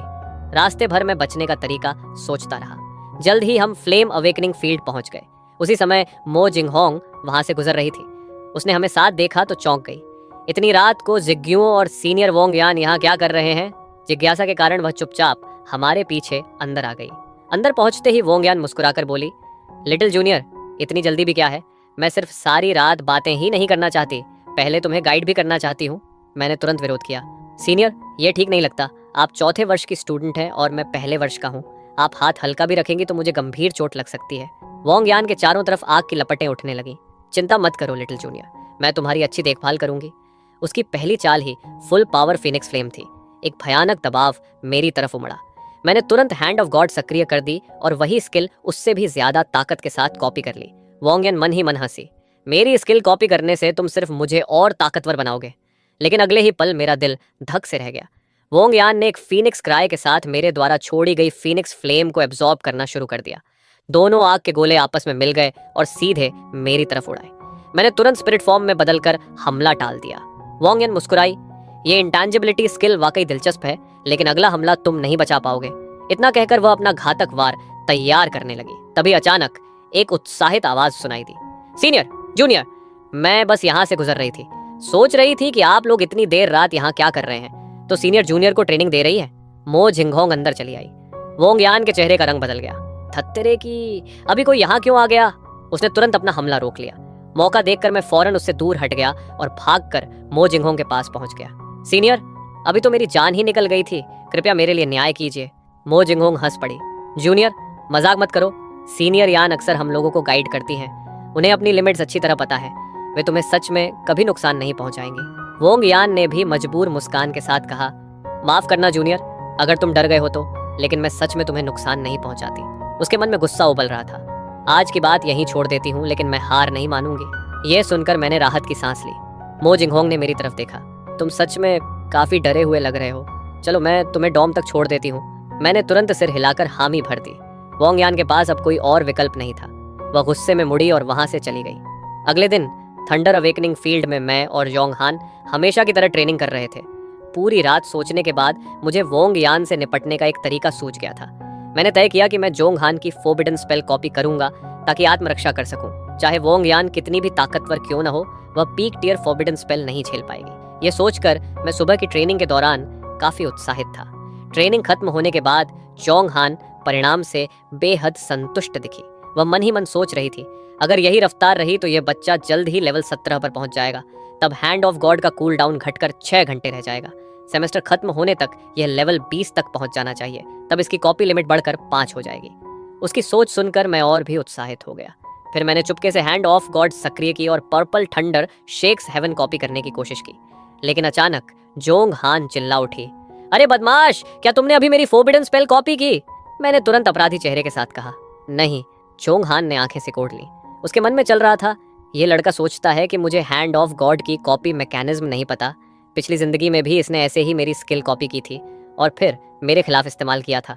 उसकी सोच सुनकर मैंने अजीब सी मुस्कान दी। टीचर, मैंने सच में purple thunder shakes heaven copy की है। जोंग हान ने पूछा, इस फॉरबिडन स्पेल की डिस्ट्रक्टिव पावर बहुत भयानक है। तुमने इसे क्यों कॉपी किया? मुझे डर था कि कहीं वह मुझ पर शक न कर बैठे, इसलिए मैंने जल्दी से सफाई दी। टीचर, आपको वोंग जियान याद है? मैंने उसे घायल कर दिया था। उसके बाद उसकी कजन वोंग यान 2 बार मुझे ढूंढने आ चुकी है। कल तो मैं लगभग उसके हाथों मर ही गया था, इसलिए मैं आपकी फॉरबिडन स्पेल कॉपी करके अपनी रक्षा करना चाहता हूँ। जोंग हान का चेहरा थोड़ा नरम पड़ गया। सेल्फ डिफेंस के लिए फॉरबिडन स्पेल रखना ठीक है, लेकिन अगर मुझे पता चला कि तुमने इसे किसी बुरे काम में इस्तेमाल किया है तो मैं तुम्हें नहीं छोड़ूंगी। उसके मन का किलिंग इंटेंट भी गायब हो चुका था। मैंने तुरंत सिर हिलाया। चिंता मत कीजिए टीचर, अगर मैं इसका गलत इस्तेमाल करूं तो आप मुझे जैसे चाहें सजा दे सकती हैं। ट्रेनिंग फील्ड छोड़ने के बाद मैं डॉम लौट आया। तभी सूसन यू का मैसेज आया, ब्रोदर जो, माफ करना, आज क्लास देर तक चलेगी इसलिए मैं तुम्हारे साथ लंच नहीं कर पाऊंगी। मैं जवाब देने ही वाला था कि वोंग यान का मैसेज भी आ गया। लिटिल जूनियर, कल रात तुम्हें डरा दिया उसके लिए सॉरी। आज दोपहर मैं तुम्हें कैंपस के बाहर कुछ स्वादिष्ट खिलाऊंगी। मैं अभी तुम्हारे डॉम के नीचे खड़ी हूँ। मेरा दिल धक से रह गया। मैंने तुरंत चू यानफे को मैसेज किया, अगर कल वाली सीनियर दिखाई दे तो कह देना कि मैं डॉम में नहीं हूँ। फिर मैंने सूजन यू को जवाब भेजा, कोई बात नहीं, मैं खा चुका हूँ। आज रात मुझे कुछ काम है इसलिए तुम्हारे साथ नहीं रह पाऊंगा। कुछ देर बाद चू यानफे डॉम में लौटा। मैंने जल्दी से पूछा, क्या हुआ? उसने ईमानदारी से जवाब दिया, मैंने वही कहा जो तुमने कहा था। मैंने बता दिया कि तुम डॉम में नहीं हो। यह सुनकर मैंने राहत की लंबी सांस ली। फिर पूरा दिन डॉम में ही छिपकर आराम करता रहा। अगले दिन मैं हमेशा की तरह थंडर ट्रेनिंग फील्ड पहुंच गया। एक दिन आराम करने के बाद मेरी हालत काफी बेहतर थी। मुझे यह भी महसूस हुआ कि मेरी फिजिकल लिमिट्स पहले से काफी बढ़ चुकी थी। ये देखकर जोंग हान मुस्कुराई। कल की ट्रेनिंग का असर हुआ है। हाई इंटेंसिटी ट्रेनिंग की वजह से इसकी फिजिकल लिमिट काफी बढ़ गई है। मैं अंदर से भावुक हो गया। फिर मैंने पूछा, टीचर, आज की स्पेशल ट्रेनिंग कब शुरू होगी? जोंग हान ने जवाब दिया, आज प्रैक्टिकल कॉम्बैट ट्रेनिंग होगी। मैंने तुरंत पूछा, क्या मैं फिर से थंडर फ्यूरी बेयर से लड़ूंगा? जोंग हान ने सिर हिलाया, नहीं, इस बार तुम्हारा मुकाबला एक इंसान से होगा। मैं अनायास एक कदम पीछे हट गया। टीचर, कहीं मेरा मुकाबला आपसे तो नहीं होने वाला? जोंग हान हंस पड़ी, नहीं, थोड़ी देर में खुद पता चल जाएगा। कुछ मिनट बाद 1 दर्जन से ज्यादा फर्स्ट ईयर स्टूडेंट्स अंदर आए। उनमें सुजान यू भी थी। जोंग हान ने मेरी तरफ इशारा किया, आज तुम्हारी प्रतिद्वंदी सुशिनु होगी। उसे हल्के में मत लेना, लेकिन याद रखना ये सिर्फ स्पार है। फिर उसने सूजन यू से भी कुछ बातें की। थोड़ी देर बाद सूजन यू मेरे सामने आ गई। उसके चेहरे पर आत्मविश्वास था। ब्रदर जुओ, इस बार सावधान रहना। अगले ही पल उसने एक्सट्रीम फ्रॉस्ट डोमेन खोल दिया। पूरे थंडर अवेकनिंग फील्ड का तापमान तेजी से गिर गया। ये डोमेन उसकी पिछली जिंदगी की डिवाइन पाथ से मिली समझ थी। ये कोई स्किल नहीं थी, इसलिए मैं इसे कॉपी नहीं कर सकता था। फिर भी मुझे पूरा भरोसा था कि मैं जीत सकता हूँ। तभी सूजन यू के सिर के ऊपर एक विशाल बर्फीला द्वार फट गया। उसके भीतर से एक रहस्यमयी आइस सोर्ड धीरे धीरे बाहर निकलने लगी। मेरी आंखें फैल गईं। मैंने यह स्किल पहले कभी नहीं देखी थी। सूजन यू गर्व से बोली, ब्रदर जुओ, माफ करना, मैं लेवल 16 पर पहुंच चुकी हूँ। यह स्किल मैंने अपनी पिछली जिंदगी के डिवाइन डोमेन को मिलाकर बनाई है। इसका नाम है आइस सील। उसके चेहरे पर गर्व साफ दिखाई दे रहा था। मैंने गहरी सांस ली। दूसरी तरफ जोंगहान की आंखें सिकुड़ गईं। ये स्किल सच में डिवाइन पाथ के स्तर को छू चुकी है। रीबर्थ ने बहुत सारे बदलाव ला दिए हैं। मैंने तुरंत हैंड ऑफ गॉड सक्रिय की और आइस सील कॉपी करने की कोशिश की। सूजन यू हंस पड़ी। उसके मन की आवाज सुनाई दी। Brother Zhuo, divine domain skills copy नहीं की जा सकती। रीबॉर्न आइस गॉडेस से हारना कोई शर्म की बात नहीं है। जैसा उसने कहा था, कॉपी फेल हो गई। ऊपर से मेरी एक कॉपी चांस भी बर्बाद हो गई। मैं गहरे सोच में पड़ गया। मैंने कॉपी इन्फॉर्मेशन साफ देखी थी। मुझे यकीन नहीं हुआ। मैंने दूसरी बार कोशिश की, फिर भी फेलियर। दूसरी कॉपी चांस भी खत्म हो गई। इस बीच आई सिसील धीरे धीरे मेरी तरफ बढ़ रही थी। मैंने दांत भींच लिए। मैं पर्पल थंडर शेक्स हेवन इस्तेमाल नहीं कर सकता। मुझे यह स्किल कॉपी करनी ही होगी। फिर मैंने अपनी आखिरी कॉपी अटेम्प्ट भी इस्तेमाल कर दी। अब पीछे हटने का कोई रास्ता नहीं था। आइस सील एक बार निकल जाए तो वापस नहीं ली जा सकती थी। सूजन यू लगभग रोने लगी। ब्रदर जुओ, जल्दी हट जाइए। जोंगहान भी भौहें चढ़ाकर खड़ी हो गई। ये लड़का इतना जिद्दी क्यों हो रहा है? लगता है मुझे खुद बीच में आना पड़ेगा। तभी अचानक मेरे शरीर से एक शक्तिशाली सायोनिक असेंशन ऑरा फूट पड़ी। जितनी अधिक मेरी इच्छा आइस सील को कॉपी करने की हो रही थी, उतनी ही वह ऑरा घनी होती जा रही थी। यह दृश्य देखकर मुझे सियोनिक असेंशन पूल की याद आ गई। मरने से पहले उस सियोनिक गॉड ने कहा था कि यह सुप्रीम सोल स्टेट है। जब तक मेरी इच्छा अडिग रहेगी, इस अवस्था में मैं वह सब हासिल कर सकता हूँ जिसकी मैं सच्चे दिल से कामना करता हूँ।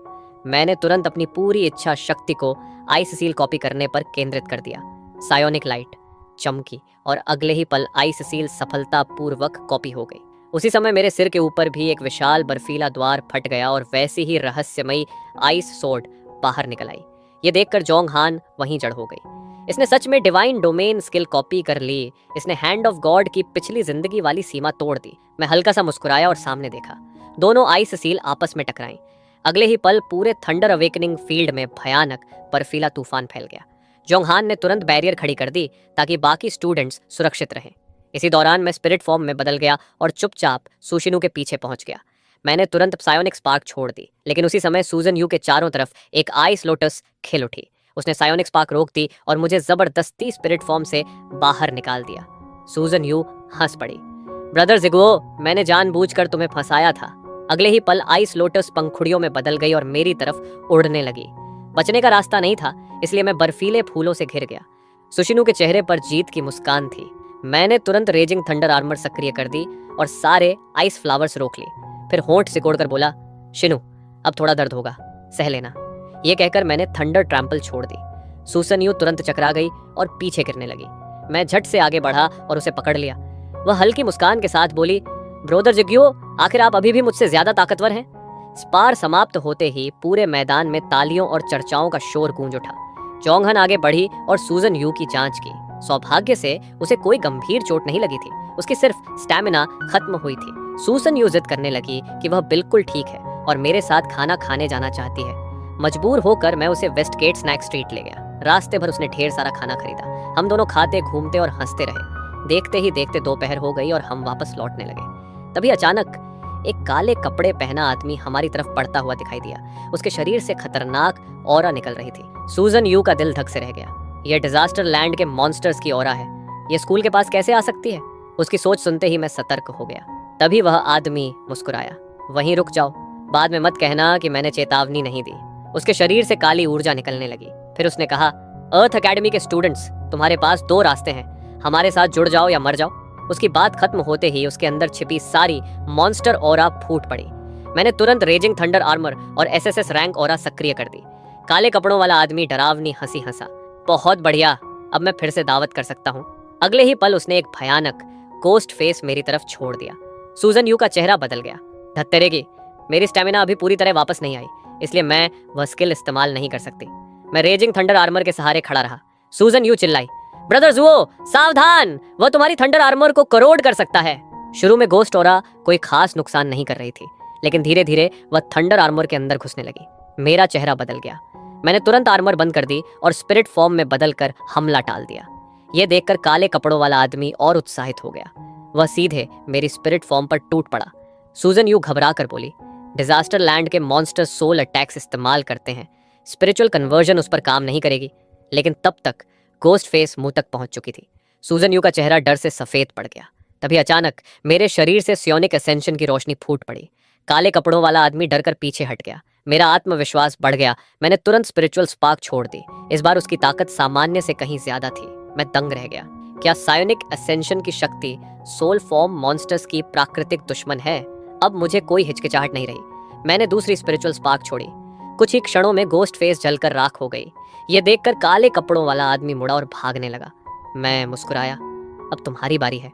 अगले ही पल मैंने स्पिरिचुअल स्टॉर्म छोड़ दी। तूफान ने उसकी ईविल एनर्जी को खींचना शुरू कर दिया। विशाल सोल एनर्जी उसे अपनी तरफ घसीटने लगी। काले कपड़ों वाला आदमी धीरे धीरे स्टॉर्म में खींचता चला गया। वह निराशा में चीखा, नहीं, यह शरीर मुझे बड़ी मुश्किल से मिला था। अगले ही पल उसका पूरा शरीर राख बन गया। मैंने दृश्य को देखते हुए कहा, सायोनिक असेंशन सच में मॉन्स्टर्स की सबसे बड़ी दुश्मन है।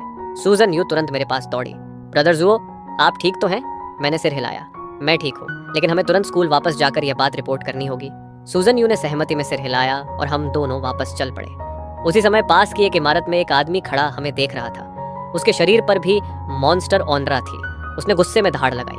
अगले ही पल उसी तरह की ऑनरा वाले कई लोग उसके पास आ गए। वह बोला, वह स्टूडेंट हमारी योजना के लिए खतरा बन जाएगा। आज रात उसे खत्म कर दो। याद रहे, एकेडमी के हाई लेवल अवेकनर्स को सतर्क मत करना, खासकर जोंगहान को। स्कूल लौटते ही मैं और सूजन यू सीधे जोंगहान के पास गए और सारी घटना विस्तार से बता दी। जोंगहान का चेहरा गंभीर हो गया। लगता है तुमने मॉन्स्टर की असली बॉडी नहीं मारी, तुमने सिर्फ उस इंसान को मारा था जिसे उसने पजेस किया हुआ था। फिर वह सोच में पड़ गई। पिछली जिंदगी में मैं अगले साल NI2 के हाथों मरी थी, लेकिन उस समय मॉन्स्टर्स ने हमला नहीं किया था। आखिर यहाँ क्या बदल गया? मैंने पूछा। अगर उसकी असली बॉडी नहीं मरी तो क्या वह जल्दी फिर परेशानी खड़ी करेगा? जोंगहान ने कुछ देर सोचा। तुम्हारे वर्णन के अनुसार वह हाई लेवल मॉन्स्टर था। जिस बॉडी को उसने पॉजेस किया था वह बहुत कमजोर थी, इसलिए वह अपनी पूरी ताकत नहीं दिखा पाया और तुम उसे मार सके। मैं सिहर उठा। मतलब राजधानी में और भी लोग उसके कब्जे में हो सकते हैं? जोंगहान ने गंभीरता से सिर हिलाया। तुमने उनकी योजना में दखल दिया है। अब बहुत संभव है कि उन्होंने तुम्हें निशाना बना लिया हो। मैं तुरंत बोला, टीचर, आपको मेरी रक्षा करनी होगी। जोंगहान हंस पड़ी। खुद को चारा बनाओ और उन्हें बाहर निकालो। मैं छाया में रहकर तुम्हारी रक्षा करूंगी। जैसे ही वे सामने आएंगे मैं सबको खत्म कर दूंगी। मैं कांपते हुए बोला, टीचर, सच में मेरी रक्षा कीजिएगा। शाम होते ही मैंने ईयरफोन्स लगाए और पूरे कैंपस में घूमना शुरू कर दिया। काफी देर बीत गई, लेकिन कोई मॉन्स्टर दिखाई नहीं दिया। तभी ईयरपीस से जोंगहान की आवाज आई। मॉन्स्टर ऑरा तो है, लेकिन बहुत अच्छी तरह छिपी हुई है। वे हाई लेवल अवेकनर्स को सतर्क नहीं करना चाहते, इसलिए स्कूल के अंदर हमला करने की हिम्मत नहीं कर रहे। मैंने फोन निकाला और मैसेज टाइप किया। तो अब क्या करें?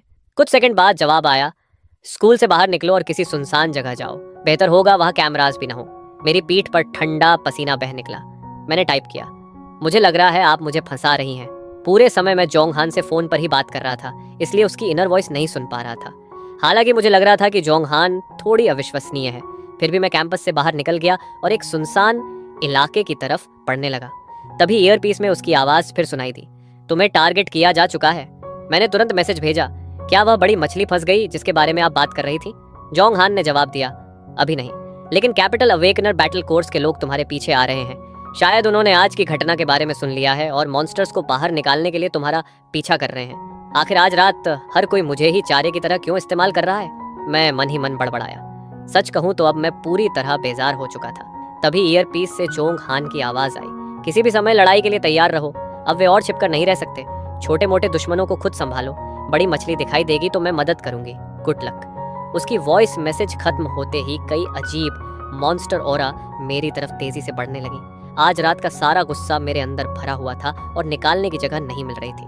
मैंने बिना झिझक स्पिरिचुअल फ्लेम को कई हिस्सों में बांट दिया। जलती हुई सोल फायर अलग अलग दिशाओं में उड़कर हर मॉन्स्टर ऑरा पर जा गिरी। स्पार्क टकराते ही जोरदार विस्फोट हुए। मैं अभी जोंगहान से पूछने ही वाला था कि आखिर वह बड़ी मछली कब आएगी, तभी बिना किसी चेतावनी के एक बेहद भयानक मॉन्स्टर ऑरा मेरी तरफ टूट पड़ी। ये मॉन्स्टर सर्वेंट्स सच में निकम्मे हैं। एक लेवल 16 के छोटे से ह्यूमन अवेकनर को भी नहीं संभाल पाए। सड़क के आखिर में काले कपड़ों में एक आदमी दिखाई दिया। उसका चेहरा बिल्कुल उसी आदमी जैसा था जिससे मैं दिन में लड़ चुका था, लेकिन इस बार उसके शरीर से निकलने वाला दबाव कई गुना ज्यादा था। मेरा चेहरा बदल गया। बड़ी मछली आ गई। टीचर, आप कहाँ हैं? मैंने तुरंत जोंगहान को वॉइस मैसेज भेजी, लेकिन जो जोंगहान हर बार तुरंत जवाब देती थी, इस बार बिल्कुल चुप थी। मेरा तनाव कई गुना बढ़ गया। तभी काले कपड़ों वाले आदमी ने एक विकृत गोस्ट फेस छोड़ दिया। यहाँ भेजी गई हर पजेस्ड बॉडी की बहुत बड़ी कीमत चुकानी पड़ती है। दिन में जिस कमजोर शरीर को तुमने नष्ट किया था, वह अपना काम भी पूरा नहीं कर पाया। मैंने बिना समय गंवाए स्पिरिचुअल स्टॉर्म छोड़ दी। पहले से कई गुना ताकतवर स्पिरिचुअल स्टॉर्म गोस्ट फेस से टकराई। हालांकि सायोनिक असेंशन मॉन्स्टर्स की प्राकृतिक दुश्मन थी, लेकिन हमारे लेवल का अंतर बहुत बड़ा था। कुछ ही क्षणों में गोस्ट फेस ने स्पिरिचुअल स्टॉर्म को चीर डाला। वह आदमी हंस पड़ा। मैं तुम्हारी आत्मा और शरीर का अच्छी तरह स्वाद चखूंगा। इससे मेरी महान योजना एक कदम और आगे बढ़ेगी। मेरा चेहरा काला पड़ गया। जोंग हान अब भी नहीं आई थी। मैंने तुरंत पर्पल थंडर शेक्स हेवन इस्तेमाल करने का फैसला किया, लेकिन जैसे ही मैं फॉरबिडन स्पेल छोड़ने वाला था, अचानक उसे किसी ने बीच में रोक दिया। सड़क पर फूलों की पंखुड़ियों की बारिश होने लगी। वे पंखुड़ियां गोस्ट फेस से टकराईं और उसे तुरंत जमा कर टुकड़ों में बिखेर दिया। उसी समय मेरे कानों में एक धीमी आवाज़ गूंजी, तुम्हारा काम पूरा हो चुका है। फॉरबिडन स्पेल निर्दोष लोगों को नुकसान पहुंचा सकती है। आसमान से गिरती पंखुड़ियां मेरे शरीर में समाने लगीं। जैसे ही वे अंदर गईं, मेरी सारी खत्म हुई स्टैमिना तुरंत वापस आ गई। दूसरी तरफ वह काले कपड़ों वाला आदमी पंखुड़ियों से घिरा हुआ था और अचानक विस्फोट करके चिथड़ों में बिखर गया। उसी समय एक बेहद खूबसूरत और शालीन महिला पंखुड़ियों के बीच प्रकट हुई। उसने मुस्कुराकर कहा, जूनियर जिगियो, आज रात चारा बनने के लिए धन्यवाद। मैं इस डीमन का काफी समय से पीछा कर रही थी। आज आखिरकार इसे पकड़ने का मौका मिला। मैंने थके हुए स्वर में पूछा, आप कौन हैं और मेरा नाम कैसे जानती हैं? महिला ने नरम मुस्कान के साथ जवाब दिया, मेरा नाम हुआ ओ है। मैं 1 साल पहले अर्थ एकेडमी से ग्रेजुएट हुई हूँ। अभी मैं कैपिटल अवेकनर बैटल कॉर्प्स की 5th स्क्वाड की कैप्टन हूँ। वैसे आजकल तुम काफी मशहूर हो। मैंने राहत की सांस ली। सीनियर हुआ, मेरी जान बचाने के लिए धन्यवाद। जोंग हान की बात याद आने पर मेरा गार्ड थोड़ा नीचे आ गया। हुआ ओ मुस्कुराई, मैंने सिर्फ तुम्हें फॉरबिडन स्पेल इस्तेमाल करने से रोका और इस डीमन को संभाल लिया। वैसे वह फॉरबिडन स्पेल टीचर जोंग हान की थी, है ना? मैंने आश्चर्य से कहा। सीनियर हुआ वाकई बहुत तेज है, लेकिन आपने मेरी फॉरबिडन स्पेल को रोक भी दिया। हुआ ऊ हंसी। फॉरबिडन स्पेल को रोका जा सकता है। अभी मैंने एक बेहद दुर्लभ स्पिरिट डिवाइस इस्तेमाल किया है। मैं उसकी ताकत की तारीफ करने लगा। तभी वह अचानक कई बार खांसने लगी। मैं तुरंत आगे बढ़ा। सीनियर हुआ, आपको क्या हुआ? हुआ ऊ ने समझाया, उस डिवाइस को एक्टिवेट करने की कीमत बहुत बड़ी है। शरीर पर काफी भारी साइड इफेक्ट्स पड़ते हैं। थोड़ा आराम कर लूंगी तो ठीक हो जाऊंगी। मुझे अपराध बोध हुआ। माफ कीजिए सीनियर, क्या आपके बैटल कॉर्प्स की कोई ब्रांच पास में है? मैं आपको वापस छोड़ देता हूँ। हुआ ऊ मुस्कुराई। मैंने स्थिति का गलत अनुमान लगाया था। मैंने तुम्हें फॉरबिडन स्पेल इस्तेमाल करने पर मजबूर कर दिया। लो, लोकेशन भेज देती हूँ। उसने अपना फोन मुझे दे दिया। मैं लोकेशन सेट करने ही वाला था कि अचानक वही काले कपड़ों वाला आदमी फिर से उठ खड़ा हुआ। उसकी आवाज गूंजी, आज तुम दोनों में से कोई भी यहाँ से नहीं जाएगा। हुआ ओ का चेहरा तुरंत बदल गया। ये कैसे हो सकता है? तुम अब भी जिंदा हो? वह आदमी पागलों की तरह हंसा। तुम और ये शरीर दोनों लेवल 80 हो, लेकिन चाहे तुम कितनी भी ताकतवर हो, इतनी आसानी से मुझे बाहर नहीं निकाल सकती। बल्कि मुझे तुम्हारा शुक्रिया अदा करना चाहिए। अगर तुमने फॉरबिडन स्पेल को नहीं रोका होता तो मैं सच में राख बन चुका होता। फिर वह विकृत गोस्ट फेस दोबारा प्रकट हुई। हुआऊ धीरे से मेरे कान में बोली, भाग जाओ, मेरी चिंता मत करो, सीधे स्कूल जाओ और टीचर जोंग हान को बुलाओ। मैं मन ही मन कड़वा हंसा। काश मैं भी जोंग हान को बुला पाता, लेकिन वह तो जवाब ही नहीं दे रही। सच कहूं तो मैं उस आदमी से उतना नहीं डर रहा था। वह पहले ही बुरी तरह घायल हो चुका था और लगभग अपनी सीमा पर था। मैंने सोचा कि शायद सोल पावर अब भी असर कर सकती है, इसलिए मैंने तुरंत स्पिरिचुअल स्टॉर्म छोड़ दी। वह आदमी हंस पड़ा। तुम्हारी सोल पावर खास हो सकती है, लेकिन एक 3 लेवल अवेकनर मेरे सामने कुछ नहीं। गोस्ट फेस फिर मेरी तरफ झपटी। तभी अचानक उस आदमी का चेहरा जम गया। स्पिरिचुअल स्टॉर्म ने गोस्ट फेस को ऐसे चीर डाला जैसे वह कागज की बनी हो और सीधे उसकी तरफ पड़ गई। वह चीख उठा, ये इतनी ताकतवर कैसे हो सकती है? फिर वह घबरा कर बोला, ये शरीर अभी नहीं मर सकता, इसके पास अभी एक बहुत महत्वपूर्ण मिशन है। लेकिन अगले ही पल उसकी चीखें हवा में गूंज उठी और वह पूरी तरह राख में बदल गया। हुआ ओ स्तब्ध रह गई। इसकी सोल पावर सच में इतनी मजबूत है? इतना कहते ही उसने फिर खून उगल दिया। मैं तुरंत उसके पास पहुंचा। सीनियर हुआ, मैं आपको वापस छोड़ देता हूँ। उसने सिर हिलाया। फिर मैं उसे सहारा देकर उसके बेस तक छोड़ने गया। हुआ ऊ से विदा लेने के बाद मैंने अपना फोन निकाला। थोड़ी देर हिचकिचाने के बाद मैंने जोंग हान को मैसेज भेजा, टीचर, आपने कहा था कि आप बाहर आकर मॉन्स्टर्स को खत्म कर देंगी। आप थी कहाँ? कुछ ही सेकंड बाद वॉइस रिप्लाई आ गई, अरे बदमाश, तुम तो बिल्कुल ठीक ठाक जिंदा हो ना। ये सुनकर मुझे और यकीन हो गया कि जोंग हान को अपनी पिछली जिंदगी की याद है और उसने जानबूझकर मेरी मदद नहीं की। उदास होकर मैंने जवाब देना बंद कर दिया। टॉम लौटकर सीधा सो गया। दूसरी तरफ उसी समय जोंग हान एक अंधेरे पैसेज के एंट्रेंस पर खड़ी थी।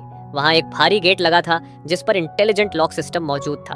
असल में मेरे सुरक्षित होने की पुष्टि करने के बाद जोंग हान मॉन्स्टर ऑनरा का पीछा करते हुए यहाँ तक पहुंची थी। गेट ने ठंडी आवाज में कहा, face verification failed, intruder detected. Jong Han ने बिना एक पल गवाए पर्पल थंडर छोड़ दी। भयानक बिजली गिरी और गेट तुरंत चूर चूर हो गया। जोंग हान की आंखों में ठंडी चमक उभरी। मैंने कहा था कि मैं तुम सबको मिटा दूंगी और मैं अपने वादे पूरे करती हूँ। अंदर कई पजेस्ड डीमंस सर्वेलेंस स्क्रीन देख रहे थे। एक डीमन घबरा उठा। ये वह कैसे हो सकता है? अगर हमारी असली बॉडीज भी एक साथ आ जाए तो भी हम इसका मुकाबला नहीं कर सकते। हमारी पजेस्ड बॉडीज के पास अभी महत्वपूर्ण मिशन है। जल्दी भागो।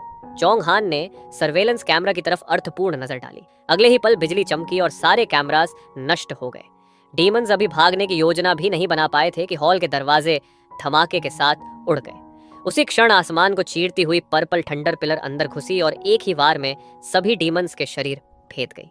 जोंग हान आखिरी स्ट्रॉन्गहोल्ड हॉल में दाखिल हुई और वहां मौजूद जानकारी खंगालने लगी। कुछ देर बाद उसके चेहरे पर गंभीरता आ गई। इनका लक्ष्य राजधानी के नीचे सील किया गया डीमन टूम्ब है, लेकिन मेरी पिछली जिंदगी में वह डीमन टूम्ब कभी सक्रिय नहीं हुआ था। लगता है यह भी रीबर्थ का एक और बटरफ्लाई इफेक्ट है। मुझे डीमन टॉम्ब खुलने की तैयारी अभी से करनी होगी।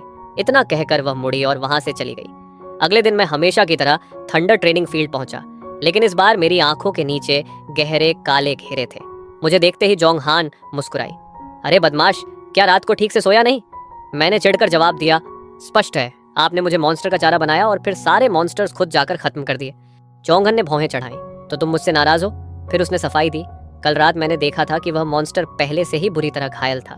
मुझे लगा तुम उसे खुद संभाल लोगे, इसलिए मैं सीधे उनके स्ट्रॉन्ग होल्ड पर चली गई। उसे मैंने खुद नष्ट किया है और फिर भी तुम मुझसे नाराज हो? उसके मन की आवाज़ सुनकर मैं कुछ क्षण के लिए जड़ हो गया। थोड़ी देर बाद उसने पूरी बात समझाई। मैंने ऐसा दिखाया जैसे मुझे कुछ पता ही नहीं था और चुपचाप सुनता रहा। आखिर में मुस्कुरा कर बोला, मैं नाराज से नहीं हूँ टीचर, बस ठीक से सो नहीं पाया। चलिए छोटी मोटी बातों को छोड़ते हैं और आज की स्पेशल ट्रेनिंग शुरू करते हैं। जोंग हान काफी देर तक मुझे घूरती रही, फिर बोली, मैं अभी तैयार नहीं हूँ। अगले ही पल मेरी आत्मा का एक हिस्सा शरीर से बाहर खींच लिया गया। फिर आसमान से बिजली गिरने लगी। मैंने दांत भींच लिए और दर्द सहता रहा।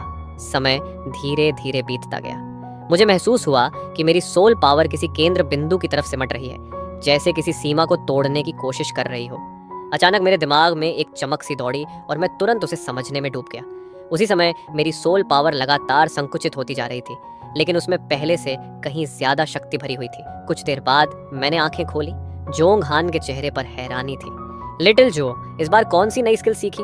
मैंने ईमानदारी से जवाब दिया, इस स्किल का नाम सोल शॉट है। यह सीधे किसी के दिमाग को प्रभावित कर सकती है। जोंग हान कुछ देर सोचती रही, फिर बोली, अपने नए स्किल का इस्तेमाल मुझ पर करो।